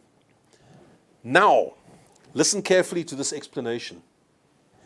When the candidate has finished his summary and you are assessing it, if you go through even the wrong points and they have been lifted, count them among these numbers. We've had cases in the past where only 1 point was correct and it was definitely a quote. Now, technically, that then says that the guy can actually get a language mark. All right? But what about all the other answers he gave which were wrong? Were they also quotes? You have to count them also to check if they are quotes, because otherwise you may wind up giving a higher language mark than is technically deserved. Please watch out for that. Now, incorrect format still be marked, right? Again, this is one that is taken, copied from the exam guidelines, which is a good thing, incidentally. Even if the summary is presented in incorrect format, must be assessed. Word counts, verify the number of words used, okay? Do not deduct marks if the candidate doesn't give a word count. Okay, that's fine. Now, this one, please apply it, people. If the word limit is exceeded, read up to the last sentence above the stipulated upper limit and ignore the rest of the summary. Okay, so count the words. Not always, but if you can see that the summary is clearly much longer than 70 words, do a quick word count. It doesn't take too much effort. I mean, you can do an estimate just to confirm. You count the number of words in a line. It'll be 9 or 10. Let's call it 10. And then you've got your 7 lines, so you're up to probably 70 as a maximum. All right. Now, if that's 70, okay, it's fine. Leave it. Doesn't matter if you're out by 1 or 2, I don't think. I mean, nobody's going to shed any tears over that. But if you get to 70 and you've still got like that much text remaining underneath, just no go. I always chop exactly at 70, and then I put red lines through the excessive text. I don't touch it. I only mark up to the 70th word. And then, so it's only above that. For the rest of it is just scratched out. Please do that in your marking. Please ensure that your candidates are reminded of this word limit over and over and over, because in the final papers, there's going to be no mercy, right? It must not exceed 70 marks. Right. I think we are done with summarizing. So again, we are going to take a brief break, very brief. Just a reminder that this is the memo discussion for the English First Additional Language, Paper 1, that was written on the 28th of September 2001. And in this section, we dealt with the summary. Goodbye for now. See you shortly.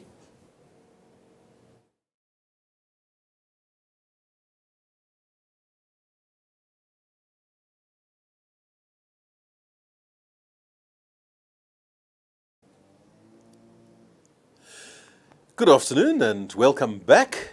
This is the 4th part in the series. We are here tackling the memo discussion, or the marking guideline discussion, if you are a pedantic person. And this section now, as you can see from the board, we're going to be looking at the visual literacy components of section C, which is the language section. And there you will see the advert on which the questions have been based. Take a look. This is the MediRite Pharmacy. All right. And it says there, love is keeping your family safe with a flu vaccination. Well, I've got other ways of saying love is, and they don't include flu vaccinations, but that's just my point of view. Right. And then, seriously, prevention is better than cure. And speak to our friendly pharmacists for more information. Okay, there's the price, only 56 rands or 55.99 if you want to be, and it includes VAT. And then it says you can pay either cash or credit card to have yourself jabbed. Then, speak to our friendly pharmacists for more information. inside selected Checkers, Hyper and ShopRite stores, valid until 2nd March 2020 or while stocks last. Please note that or while stocks last. Always a sneaky way of apologizing if you run out. Right, there we are. Let's look at our questions. Now remember that the advert is in fact a part of the language component of the paper. So definitely there should be language questions as well as questions relating to the AIDA principle and that sort of thing. And here we go. This is one of the reasons why I like this paper, is because it has language questions here, and they are good language questions. I do so enjoy good language questions. Good. Write down the full form of the word flu. And as you all know, of course, flu is just an abbreviation of influenza. Right? We'll go and look at the memo, but that's not exactly negotiable. The answer is either correct or not. Oh, and in this case, write down the full form of the word flu. Do you accept a misspelt word? My answer to that is yes, as long as the spelling, even if incorrect, can be phonetically pronounced as influenza. All right? It's those 4 syllables, influenza. It doesn't matter if it's an S instead of a Z and stuff like that, because it will still be a recognizable form of the word. But only if the word is clearly recognizable can you be a little bit more merciful on the spelling. Okay, give the verb form of the underlined word in the sentence below. Okay, so now here we are asking a part of speech question. Right, keeping your family safe with a flu vaccination. Okay, now that is a noun. You've got to change that into a verb. So what are you going to say? Vaccinate. There we are. It's as easy as that. And would you accept an X instead of the 2 C's? I would, because everybody's talking about vaxing, and the candidates by this stage have, for over a year now, been exposed to the word vax, spelt with an X. So if they assume that that's the correct spelling, I would actually give it to them, even though they've got the spelling here on the paper. All right? Let's just look at our memo quickly. So there are your 2 words, influenza and vaccinate. And in each case, I'd say be lenient on the spelling, but not too lenient. It must still be recognizable as those specific words. Okay. Now, I'm going to expand the text on the screen again, because we no longer have to look at the full advertisement. We've seen that already. Good, there, that's perfect. Now, number 3.3. What strategy does the advertiser use to persuade readers to visit the MediRite pharmacy as soon as possible? Okay, now that's very specific. As soon as possible. So we've got to look at something to do with timing. And there we have it, this line here. Valid until 2nd March 2020 or while stocks last. Okay, that's it. That's the only one that says, hurry up, hurry up, hurry up. You must do it now. All right. And let's take a look at our memo answer. And it says here, the advertiser indicates that the offer is available until the 2nd of March 2020, is available until stocks last. There is also mention that this is an exceptional offer. Okay, So there you are. Any one of those three, perfectly valid answers. Enjoying this. That's me. I hope you are too. Right. Now here we've got a really good multiple choice question. You can tell when a multiple choice question is good, is that if the person doesn't know the answer,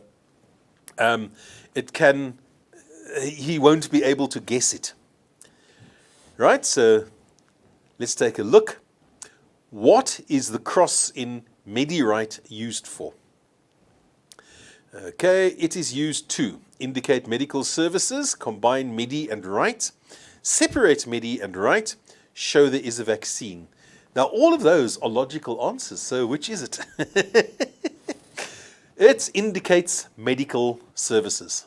Okay, that's Swiss cross is always the indication of to do with medicine and doctors and nurses and stuff like that. What does the advertiser hope to achieve by including the following statement in the advertisement? Okay, and we've got here, prevention is better than cure. Well, you've got to ask yourself, at whom is this advertisement aimed? And you go away there and you look there, look at that.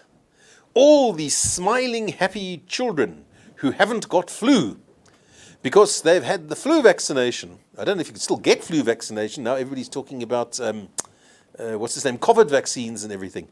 So I don't know if this advert still applies anymore. But however, it was a year ago, so let's look at it. And obviously these kids are happy because they don't have flu. So does this mean that the advert is aimed at children? No, it's aimed at mommy and daddy, or most specifically mommy. And it's a sneaky way of saying to mommy, hey, if you want your children to be happy, prevent them from getting flu. And how do you do that? It's by getting the vaccination. All right. Good. Then, explain how the visual aspects support the message in this advertisement. Right, let's take a look. Once again, the visual aspects. Look, you've got smiling, happy children. Lots of them. Okay, notice they're carefully spaced. Girl, boy, girl, boy, girl. Okay. There. It's a nice way of attracting the attention of caring parents. We've said that before. So let's see what the actual explain how the visual aspects support the message in this advertisement. Okay, so we've got happy kids who have obviously been vaccinated and are therefore not getting flu. Right, and that's how the visual aspect, that's the visual aspect, all those smiling kids. And it supports the message because they don't want to get flu, and so they're happy. Right, and then, or actually, let's just go take a look at our memo answer for that one quickly. Says here, prevention better than cure. The advertiser wants to convince the reader that it's better to take precautionary measures to prevent something from happening than to cure it. Yes, that's a very valid answer. Perfectly stated. Okay, now your visual aspects, a picture of a group of happy children, used to emphasize that they are loved. Hence, they are vaccinated to prevent them from getting sick. Picture of happy children suggests they are healthy because they are vaccinated. Okay, now we come to the controversial question. Because I know how I'd answer this one. Let's just go back to 3.7, the question. And it says here, does this advertisement convince you to get vaccinated? Substantiate your response. So it's a yes-no answer. Either you say, yeah, flu vaccination is a good idea, or otherwise you'll say, no, it isn't. Okay, so my response would be no. It's silly to get vaccinated against flu. Rather get the flu so you develop a stronger immune system. Otherwise, you have to get vaccinated every year. That, incidentally, came to me from my daughter when we were discussing this, because she actually worked for a doctor. And she says, don't take the flu shot. She says it doesn't work for a start, because you can't vaccinate against flu. You can only vaccinate against last year's flus. And she told me, no, flu shots are a total waste of time. I'd already come to the same conclusion, but at least that was from an authoritative source. However, I must acknowledge that many people don't share my opinion on this subject. So although that would be my answer, other people would say, yes, it's perfectly all right to get vaccinated. So let's take a look at what our memo answer is then. And it says here, open-ended, okay, suitable response. Yes, getting vaccinated will save you a lot of money. No need to consult medical practitioners, etc., etc. Easily available at local stores. Makes life more convenient. Okay, all logical, a simple logical response. If you are pro-vax, I'm not, right? Or, no, not everybody can afford to get a vaccine. Yeah, that is a genuine issue. Mostly people who are on medical aid schemes, who have financial power. This is one of the great advantages to being a teacher, is to have medical aid. Yeah. The rest rely on primary healthcare centers, which have limited vaccine kits. Okay, this is very true. I mean, in the small town which I call home, it's Van Stadensrus, there is a clinic there, and to the best of my knowledge, they do not have flu vaccines available. If you want them, you have to go off to a chemist. It's as easy as that. So there we are. Good, logical answers. Don't be swayed by my bias, by the way. But remember, this is a free democracy. I'm allowed to have my opinions. But I'm not allowed to force them on you. Okay, so these are good answers. Use them. They're the best guideline by far that you've got for a response to this question. Let's go on to our comic strip, sorry. And let me just go back to the question, or the cartoon strip, which I thought was brilliantly selected. Take a look at this. You've got Madam and Eve. And before we actually look at the comic strip, remember what I said about read the little notes underneath? There, look at this. In this comic strip, the lady wearing an apron is Eve, the domestic worker. The lady holding the program is Gwen, and the owner of the house, the lady in the middle, is Gwen's mother, Mrs. Anderson. Okay. Right, and here we get this, one of my favorite comic strips. I've been reading these things since the late 80s, or early 90s, when they were first introduced in the Mail and Guardian. And they've always had this specially South African flavor about them. This is what's so good about them. Right? And you've got, here's the load shedding schedule for the rest of the week. Now, I'm pretty sure that that announcement was not being made from a positive standpoint. Okay. Wednesday, Thursday, and Friday, no electricity from 10 to 4. Of course, this is also hyperbole. I don't know if the load shedding has ever been that severe, but anyway. Okay, and you've got Mrs. Anderson, Granny Anderson. She says, no soap operas. And Eve's response, of course, oh boy, yes, no vacuuming or ironing. And the Gwen is, of course, somewhat startled at the two different responses. And you've got Eve admitting, oh, well, maybe slight conflict of interest. And Granny Anderson is looking up at her, with daggers in her eyes. She is not pleased that Eve is pleased. It's going to ruin her pleasure. Okay, there we are. Seen through the eyes, hopefully, of a candidate. Now, let's take a look here.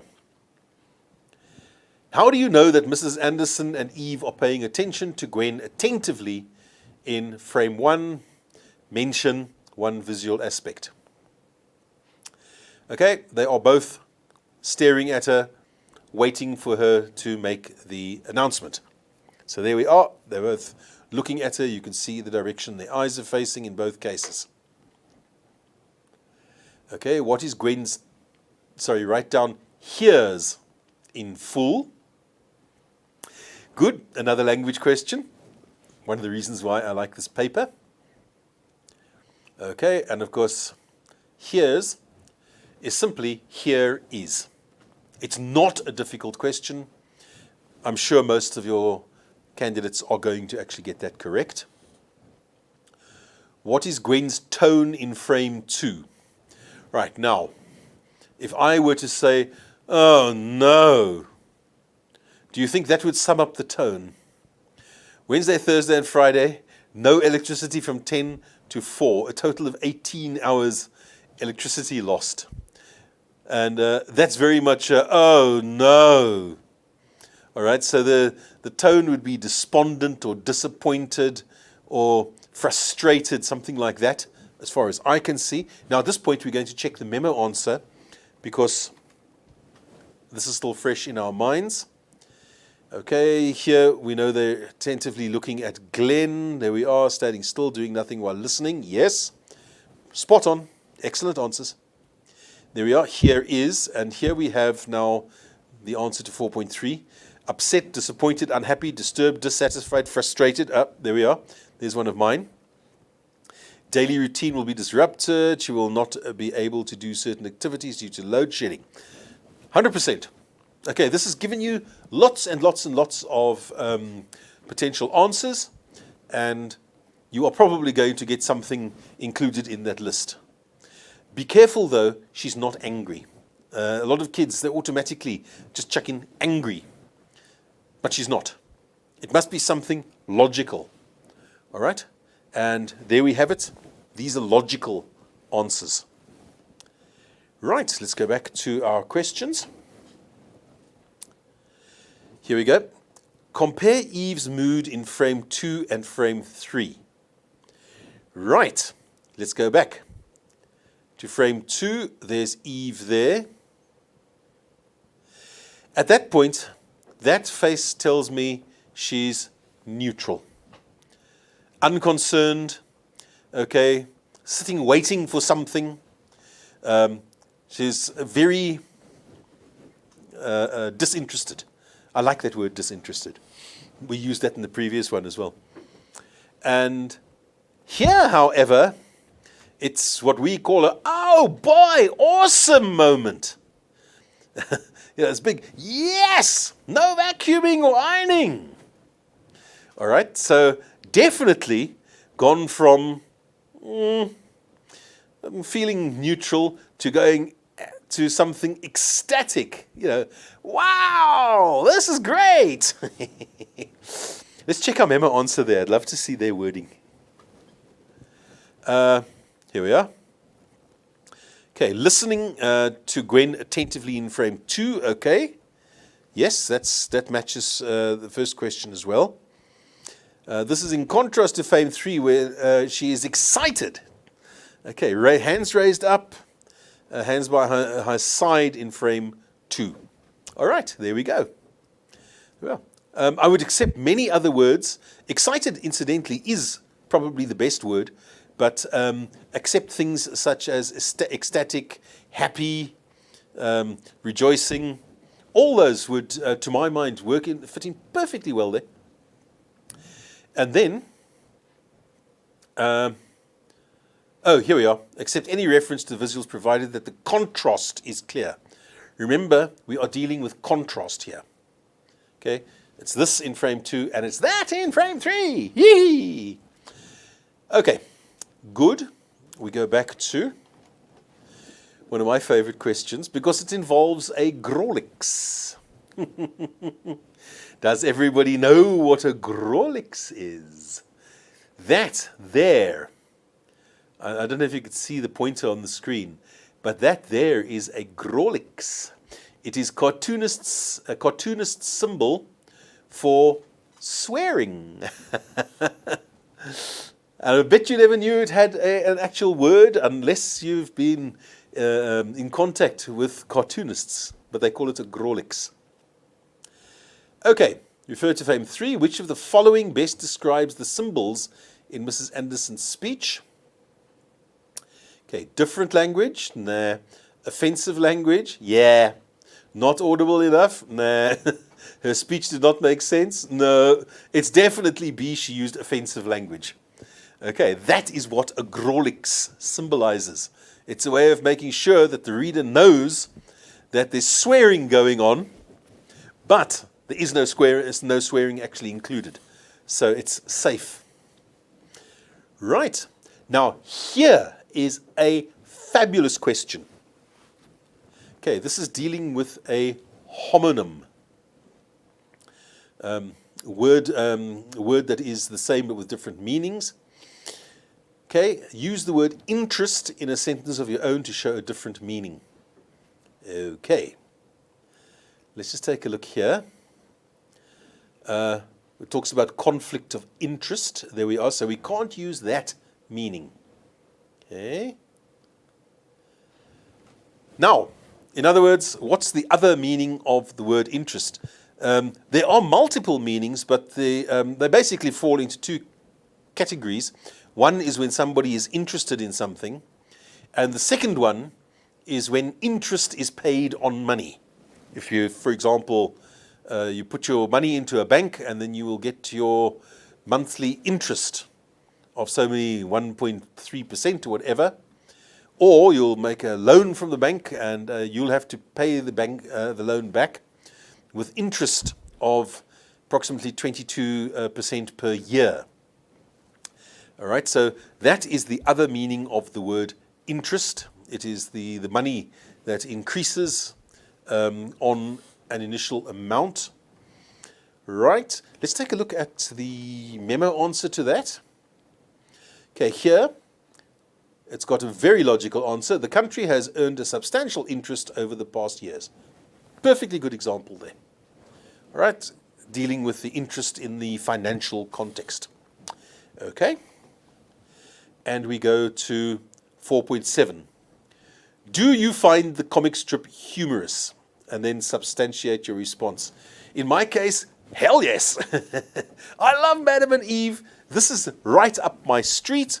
I find it very amusing the way Eve has unwittingly given this outburst of joy, and she then has to not so much apologize as explain. Sorry, conflict of interest, please bear with me, understand, etc., etc. I love that sort of thing.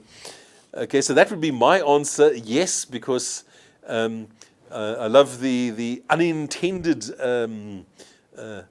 outburst of joy that Eve gives spontaneously, and the fact that she's then a bit embarrassed about it, as you can see from her facial expression. That would be my answer. Let's take a look here. You've got, yes, it's funny, happy about not working, does not realize that ironing and vacuuming does not go away. She will have to do that when the power supply is back. Okay, there's that as well. Another perspective, looking at it. Okay, or here. Now, this is a killjoy. Come on, man. No, load shedding is not a laughing matter. This is Mzansi. We laugh at everything. We've got some of the best humorists in the world here. Of course we make jokes about load shedding. Of course it's a laughing matter. However, that's my opinion. This comic strip communicates an important challenge faced by the country. Business people lose income and work and cannot get done during load shedding. Okay, very broad answer. Perfectly valid. But I'm going to be very surprised if any of the candidates answer something like that. I mean, I know the character of the country. One of the reasons why we laugh so much is just to relieve our feelings about the frustrations we have. And obviously, load shedding is part of the frustrating bits of the country. But we're still going to laugh about it. People are still going to find it funny. People, we're going to take another break. And when we come, well, just to remind you, this was the memo discussion of the English First Additional Language Paper 1, which was written on the 28th of September 2021. And we've just looked at the visual literacy section, the advertisement, and the comic strip. At that point, I'm going to say, don't go away. The break will only be for a minute or two, and then we'll come back for our final section, which will, of course, be on the pure language component. Goodbye for now. See you shortly. Good afternoon and welcome back to the fifth, is it, and final session of the English First Additional Language, Paper 1, the prep exam that was written on the 28th of September, and this is, of course, the memo discussion. Now here we come to the pure language section, and it starts with this, where it says, read the passage below, which has some deliberate errors, and answer the set questions. Now, for the record, I know very well most of the kids don't bother to read the passage, but we're going to. Just in case, all right, and it says here, South African rivers. The Orange River was named after the Prince of Orange in 1779. Boy, that's a long time ago. It's known as the Gr12 River today. The Orange River project was initiated as at the late 1960s. The goal of the projects were to make more water available to Bloemfontein and Port Elizabeth. Until then, the water was only used for large-scale irrigation. This project was later used by engineers to generate hydroelectric power. A lot of communities benefited from this project. The Gr12 and Van der Kloof dams, as well as the Van der Kloof Canal, were also built. Cannon Island is one of the many islands in the Orange River. It is the largest inhabited island in a South African river. FAL River is one of the longest rivers in the country in the northern Free State. It separates the Free State and Gauteng provinces. There are hundreds of islands in the FAL River. The biggest island is the English pronunciation Groot Island, but actually it's Afrikaans, Groot.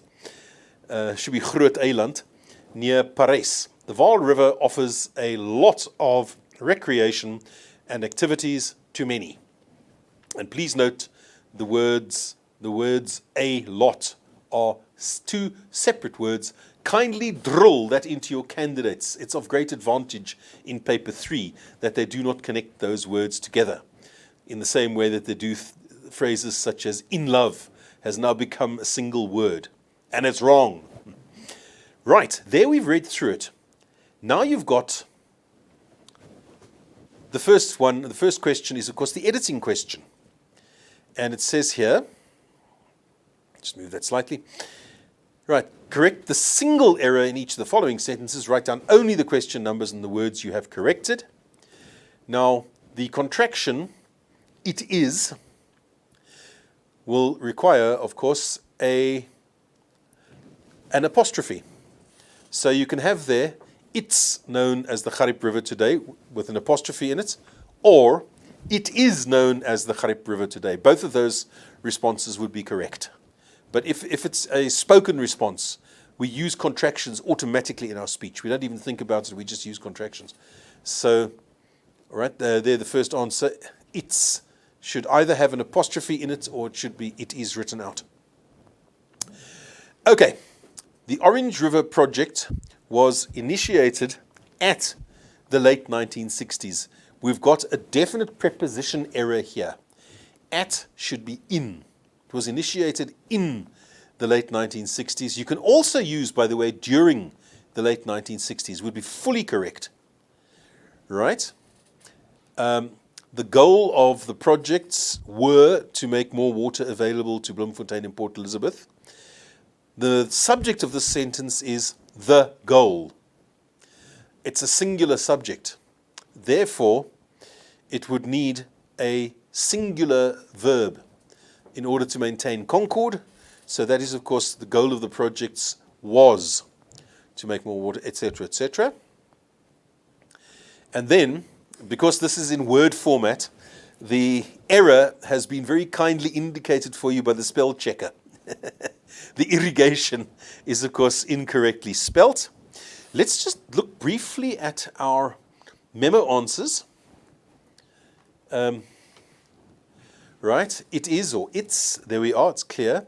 In, they would agree with me there. In or during the late 1960s. You might find other correct answers there. It's in, during the late 1960s. Anything to do with time.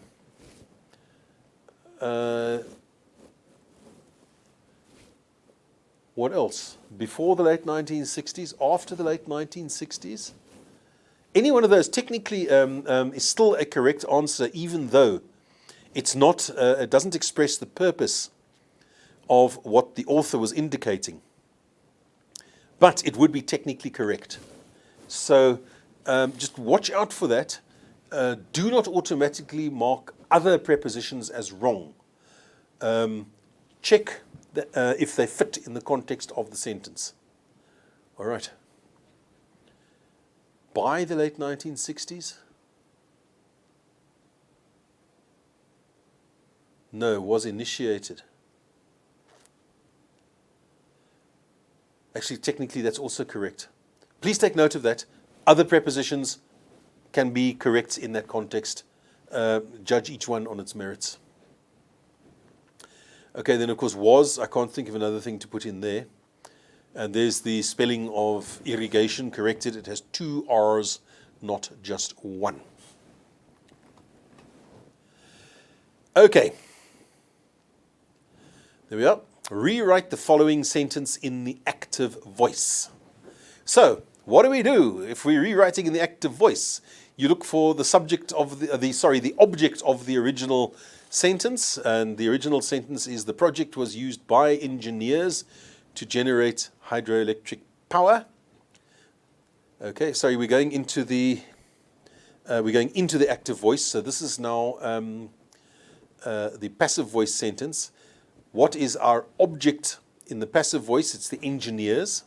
Very often, by the way, passive voice sentences don't actually have an object. The object is implied rather than stated directly. In this case, it's stated directly, so it makes life much easier for the candidates. So we know that engineers will now become the subject of the active voice sentence. And so it's going to be, to my mind, engineers used the project to generate hydroelectric power. Okay. Let's us check our memo answer. Engineers used the project to generate hydroelectric power. There we go. All right. 2 marks for a fully correct sentence. That pretty much sums it up. Everything is correct in that one. Word order correct, correct punctuation, everything. Okay. Now we come to a complex one. Now we have a homonym. It's a similar word, but with, or the same word, but with a different meaning. A lot of communities benefited from this project. Okay. Now we have use a homonym for the word project in a sentence of your own. Now, the first word that comes to mind is project. Notice the slight difference in the noun form, the original noun form. It's pronounced project. The stress is on the first syllable. In the verb form, project, the stress is on the second syllable, but the spelling remains the same, of course. So technically they are indeed homonyms. But now, who can tell me the other meaning of the word project? I actually looked this up, by the way, because there's something like 6 different meanings. but they're all really just the same meaning with different forms of explanation for them. And the two main ones are, a project. We do projects at school. Projects are things which require a lot of time and effort to complete. It's a major undertaking. And of course, the building of dams definitely is a major undertaking. So that's a good definition of a project. But what happens when you use the word as project? Well, we could say that a data projector was used to project the information onto a screen. That's a very simple example. There is another one where let's take another example. The piece of iron could be seen to project from the wall. In other words, sticking out of the wall. That is another valid meaning for the word project, but probably most of the answers are going to concern projection of some sort. Another one that you can use, another meaning of the word project, is to predict. The economists projected a 1.3% growth in the third quarter of the year. That's an example of project used as prediction. Okay, let's take a look at our memo answer. All right. Yeah, here we are.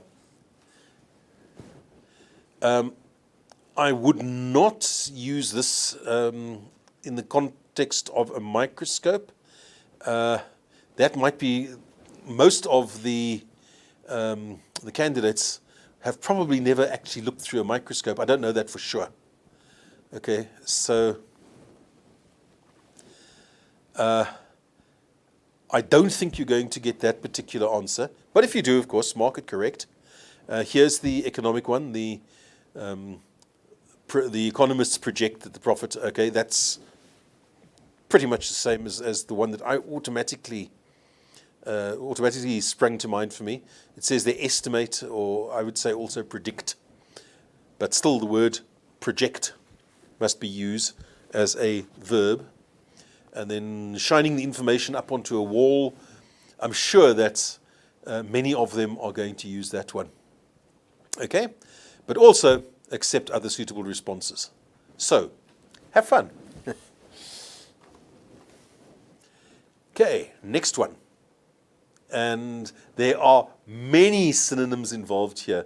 Of course, a synonym is a different word with the same meaning.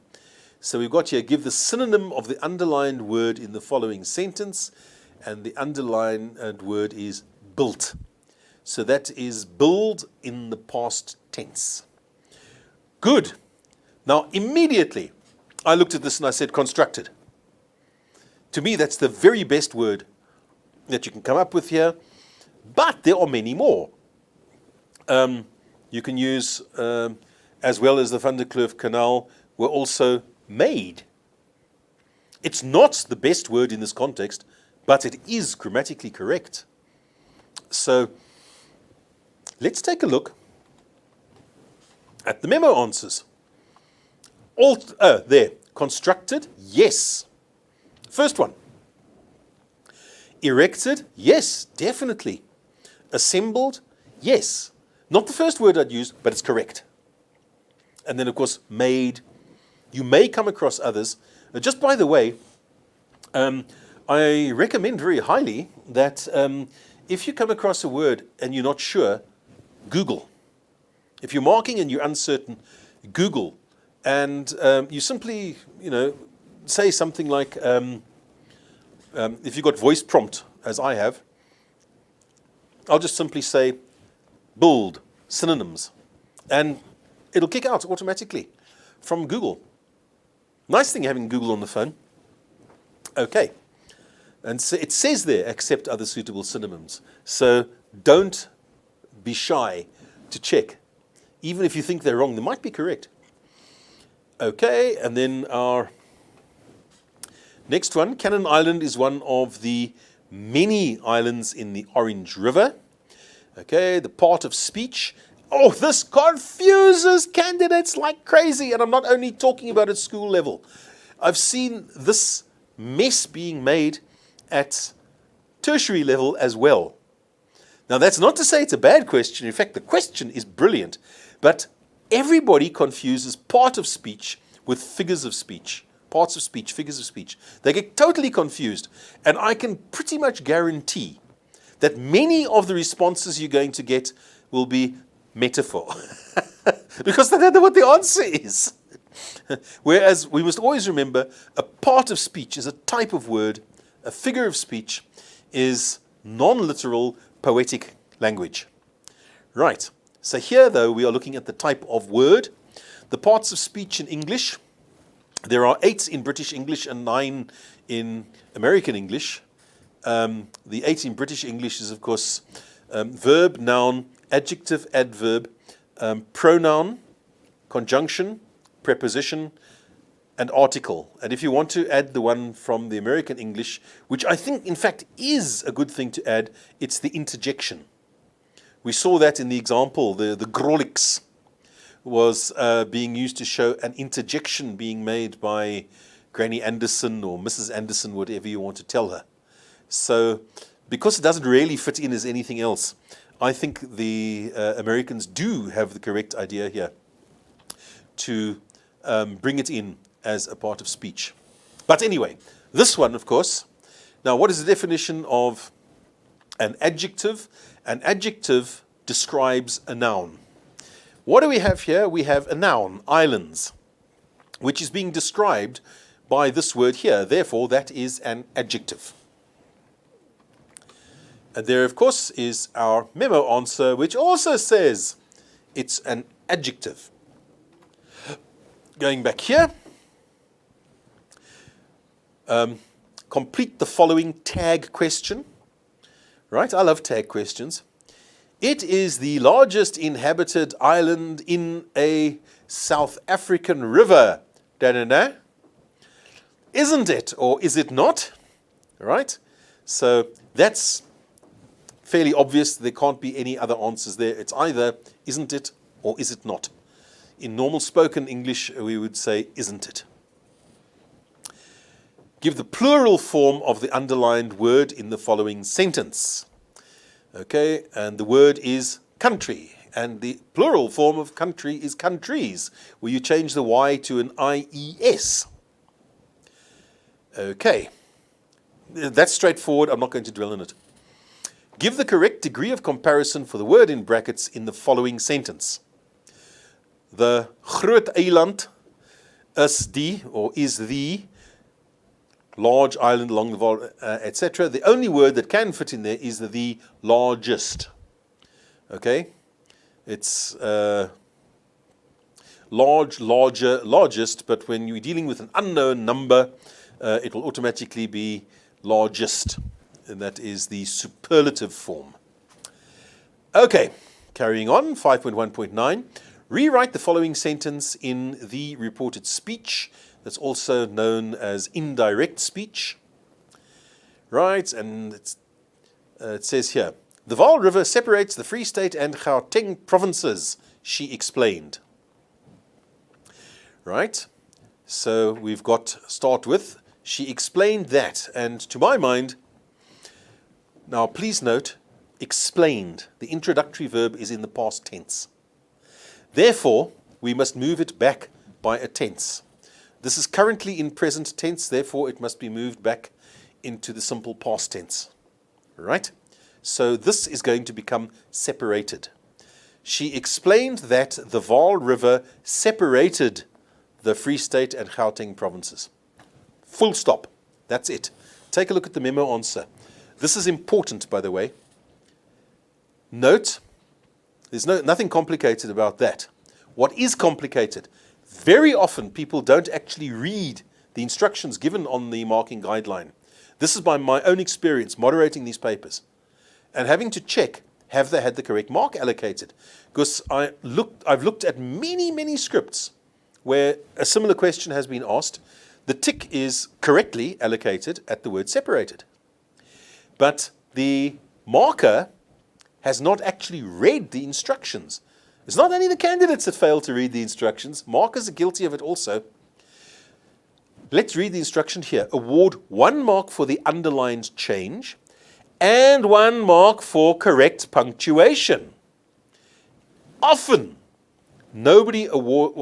some people don't award a mark for the punctuation. And if you leave that out, you are being horrible and sinful and mean and nasty and everything, because you are depriving the candidates of their hard-earned marks. So there. Okay.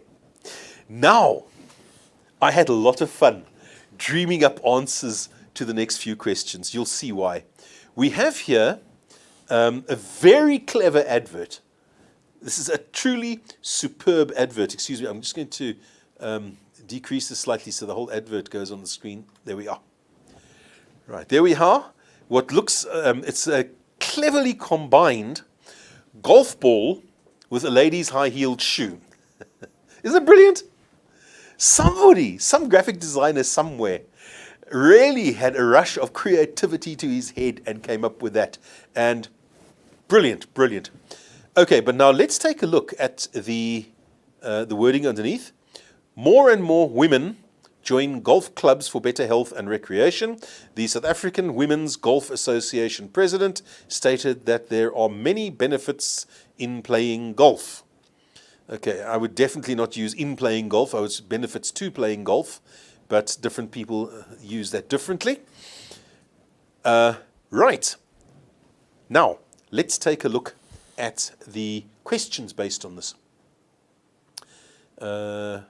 Now we must crank it up again. Sorry, just let me, there.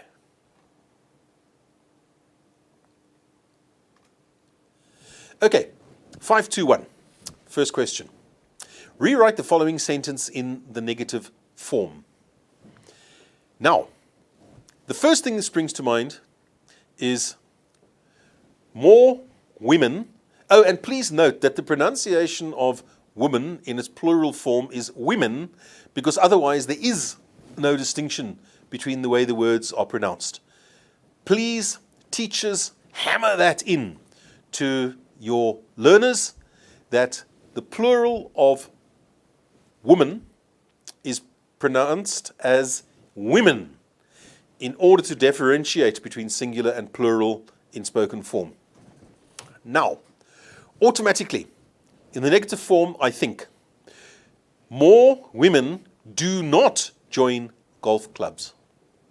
That's the negative form. However, that is the most obvious one, and that is obviously the one that I hope you're going to receive. But could we not also say fewer women join golf clubs? That's the antonym of more, is fewer. And that would definitely change it into a negative form. And there's a second, second antonym you can get here for the word join. More women leave golf clubs. I would argue that those two responses are equally correct because they've turned it into a negative form. That the original intention of the sentence has been made fully negative. So if you do receive those responses, I recommend you accept them. Okay, let's carry on slightly. Sorry, let's look at the memo answer. More women do not join golf clubs. There we are. The memo answer is the most logical one. Okay, but don't forget that there are potentially other answers. Whether you're going to get them or not, I don't know, but they theoretically exist. Okay, now, rewrite the sentence below in question form. Okay, let's read the sentence. Women join golf clubs for better health and recreation. Now, this must be one of the easiest tasks ever. All you have to do is slap the word do on the front of the sentence. Do women join golf clubs for better health and recreation? And That's it. It's done. It's easy. Please note that this is not an order to turn it into a tag question. If somebody attempts to do this as a tag question, the answer is wrong. Okay, that is not question form. A tag question is something completely different.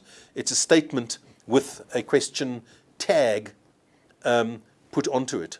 The sentence itself still remains a statement, even though it has a question mark at the end.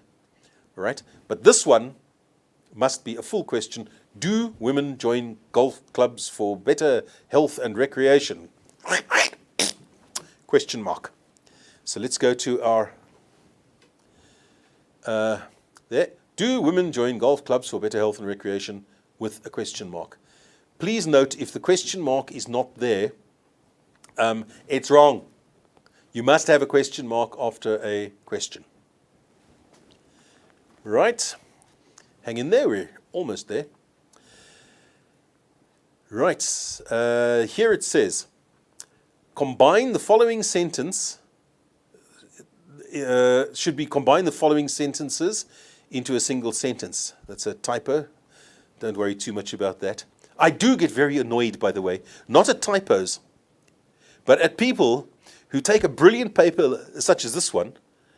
This is, to my mind, a truly excellent paper. And then they send me complaints that there were typographical errors in it. I mean, good grief. What a fantastic paper. Don't tell me the typos. I know there's typos.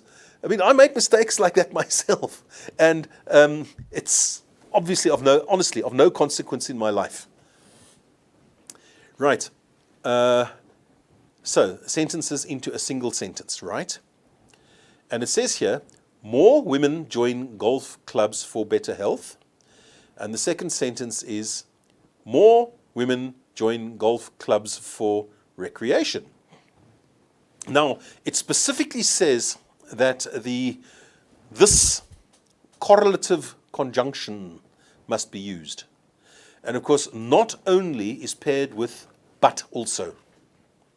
You know, not only was the day freezing cold, but also it was raining. Or but it was also raining. Okay, so not only, but also. Correlative conjunctions, always used in pairs. So we should get but also in the response. Okay, so my response would be,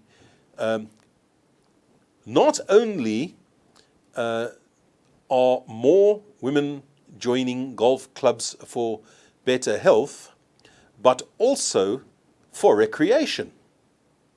I've cut away the repetition. You see, there's more women join golf clubs. You don't need to include that in the answer. It wouldn't be wrong if it is included. It's just tautology or redundancy, or whatever you want to call it, or repetition using unnecessary words. So that's my answer. Let's take a look at our memo response.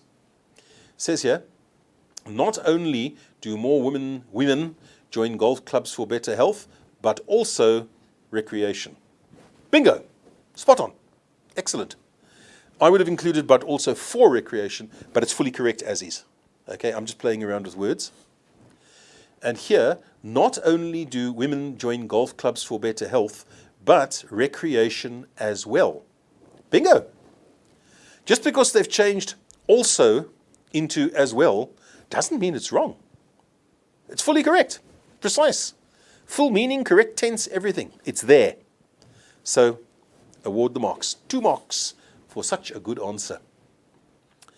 Okay, and let's go back and find our acronym. Now, what is the difference between an abbreviation and an acronym? Simple. An acronym can be pronounced as if it were a word by itself.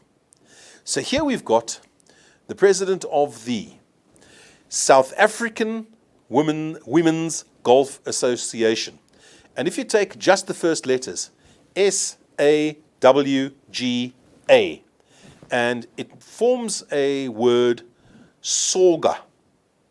It may sound funny, but it's a word. Okay, it's no more funny than Gr12. It's also a word.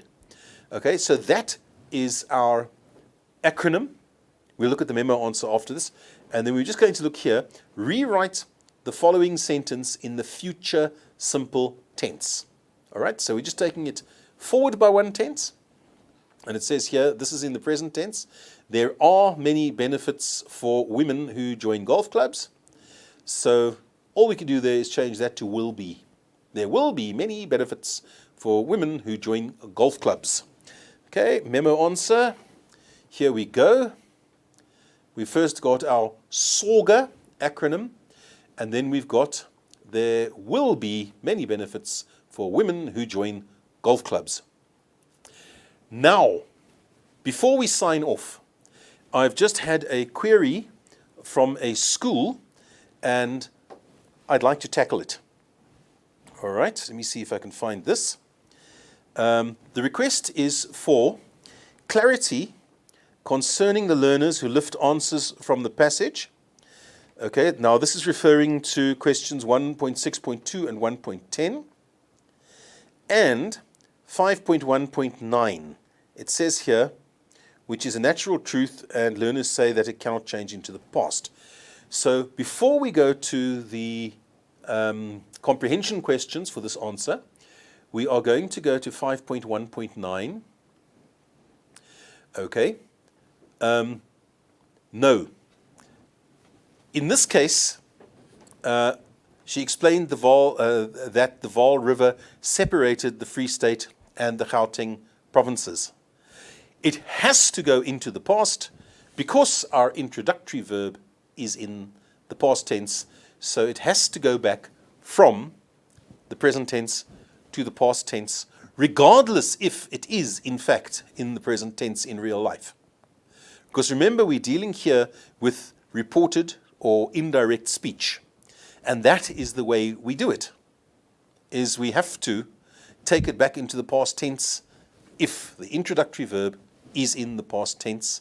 So, with all due respect, okay, 1 to the teachers, 0 to the learners in this particular instance. But you can also say to them, thank you very much for the question. It was a very logical and entertaining question. Okay, then we're going to go back to the comprehension section. Okay, bear with me while I...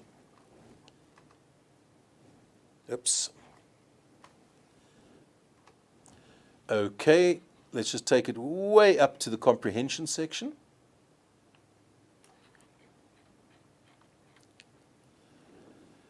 Right.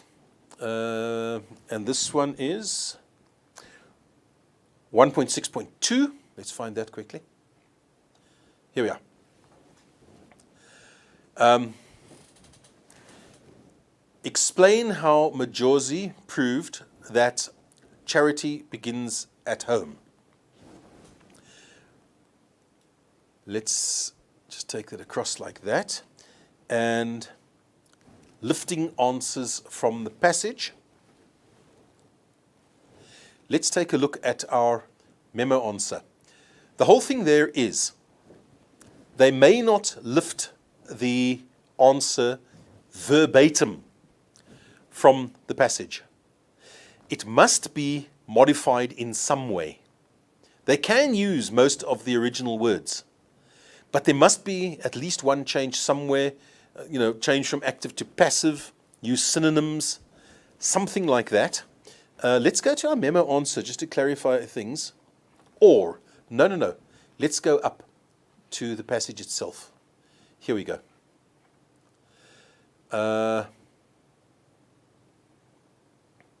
Here. She wrote and arranged upcoming local artist songs for free. That is the answer. That's verbatim.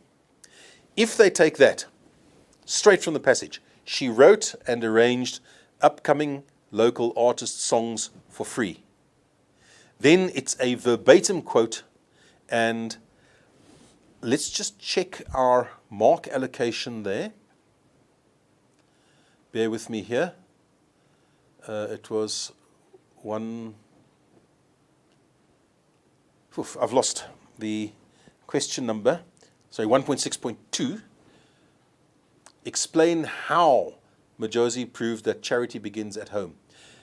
Right. I would say that if it's that quote, verbatim, without any change whatsoever, only award 1 mark. It is technically correct, but the instructions at the beginning of the comprehension section say, answer all the questions in your own words. Therefore, they have disobeyed that instruction. Therefore, award 1 mark if it's, of course, the correct quote, but 1 mark only. If they've said something different, she assisted the local artists with songwriting and arrangement of the music, something like that, which is the same meaning, but completely different, that is fully correct with 2 marks. Your other question was concerning 1.10. Let's go to that question quickly. Okay. How does Majosi stay true to her roots? All right, let's go once again straight to our text. Here we are. During her performances, Majosi uses a Tsonga signature style concerning her music and fashion sense.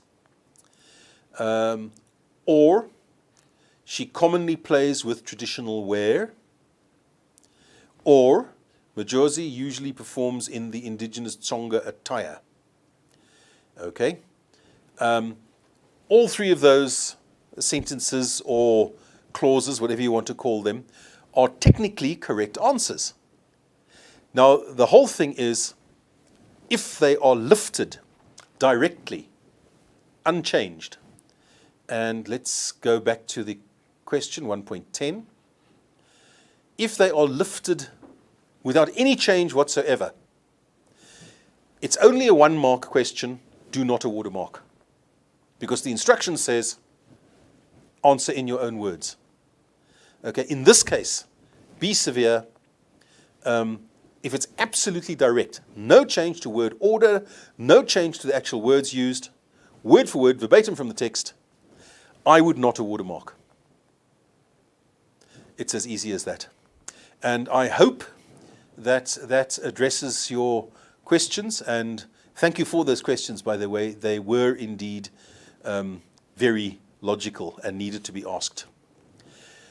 People, we have come to the end of our memo discussion on the English First Additional Language, Paper 1, which was written on the 28th of September 2001.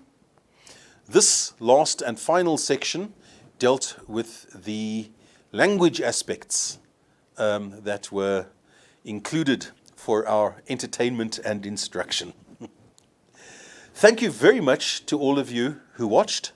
I hope this was fully constructive, and I hope that you are going to be able to mark more effectively as a result of this. For now, I'm going to say goodbye to you all.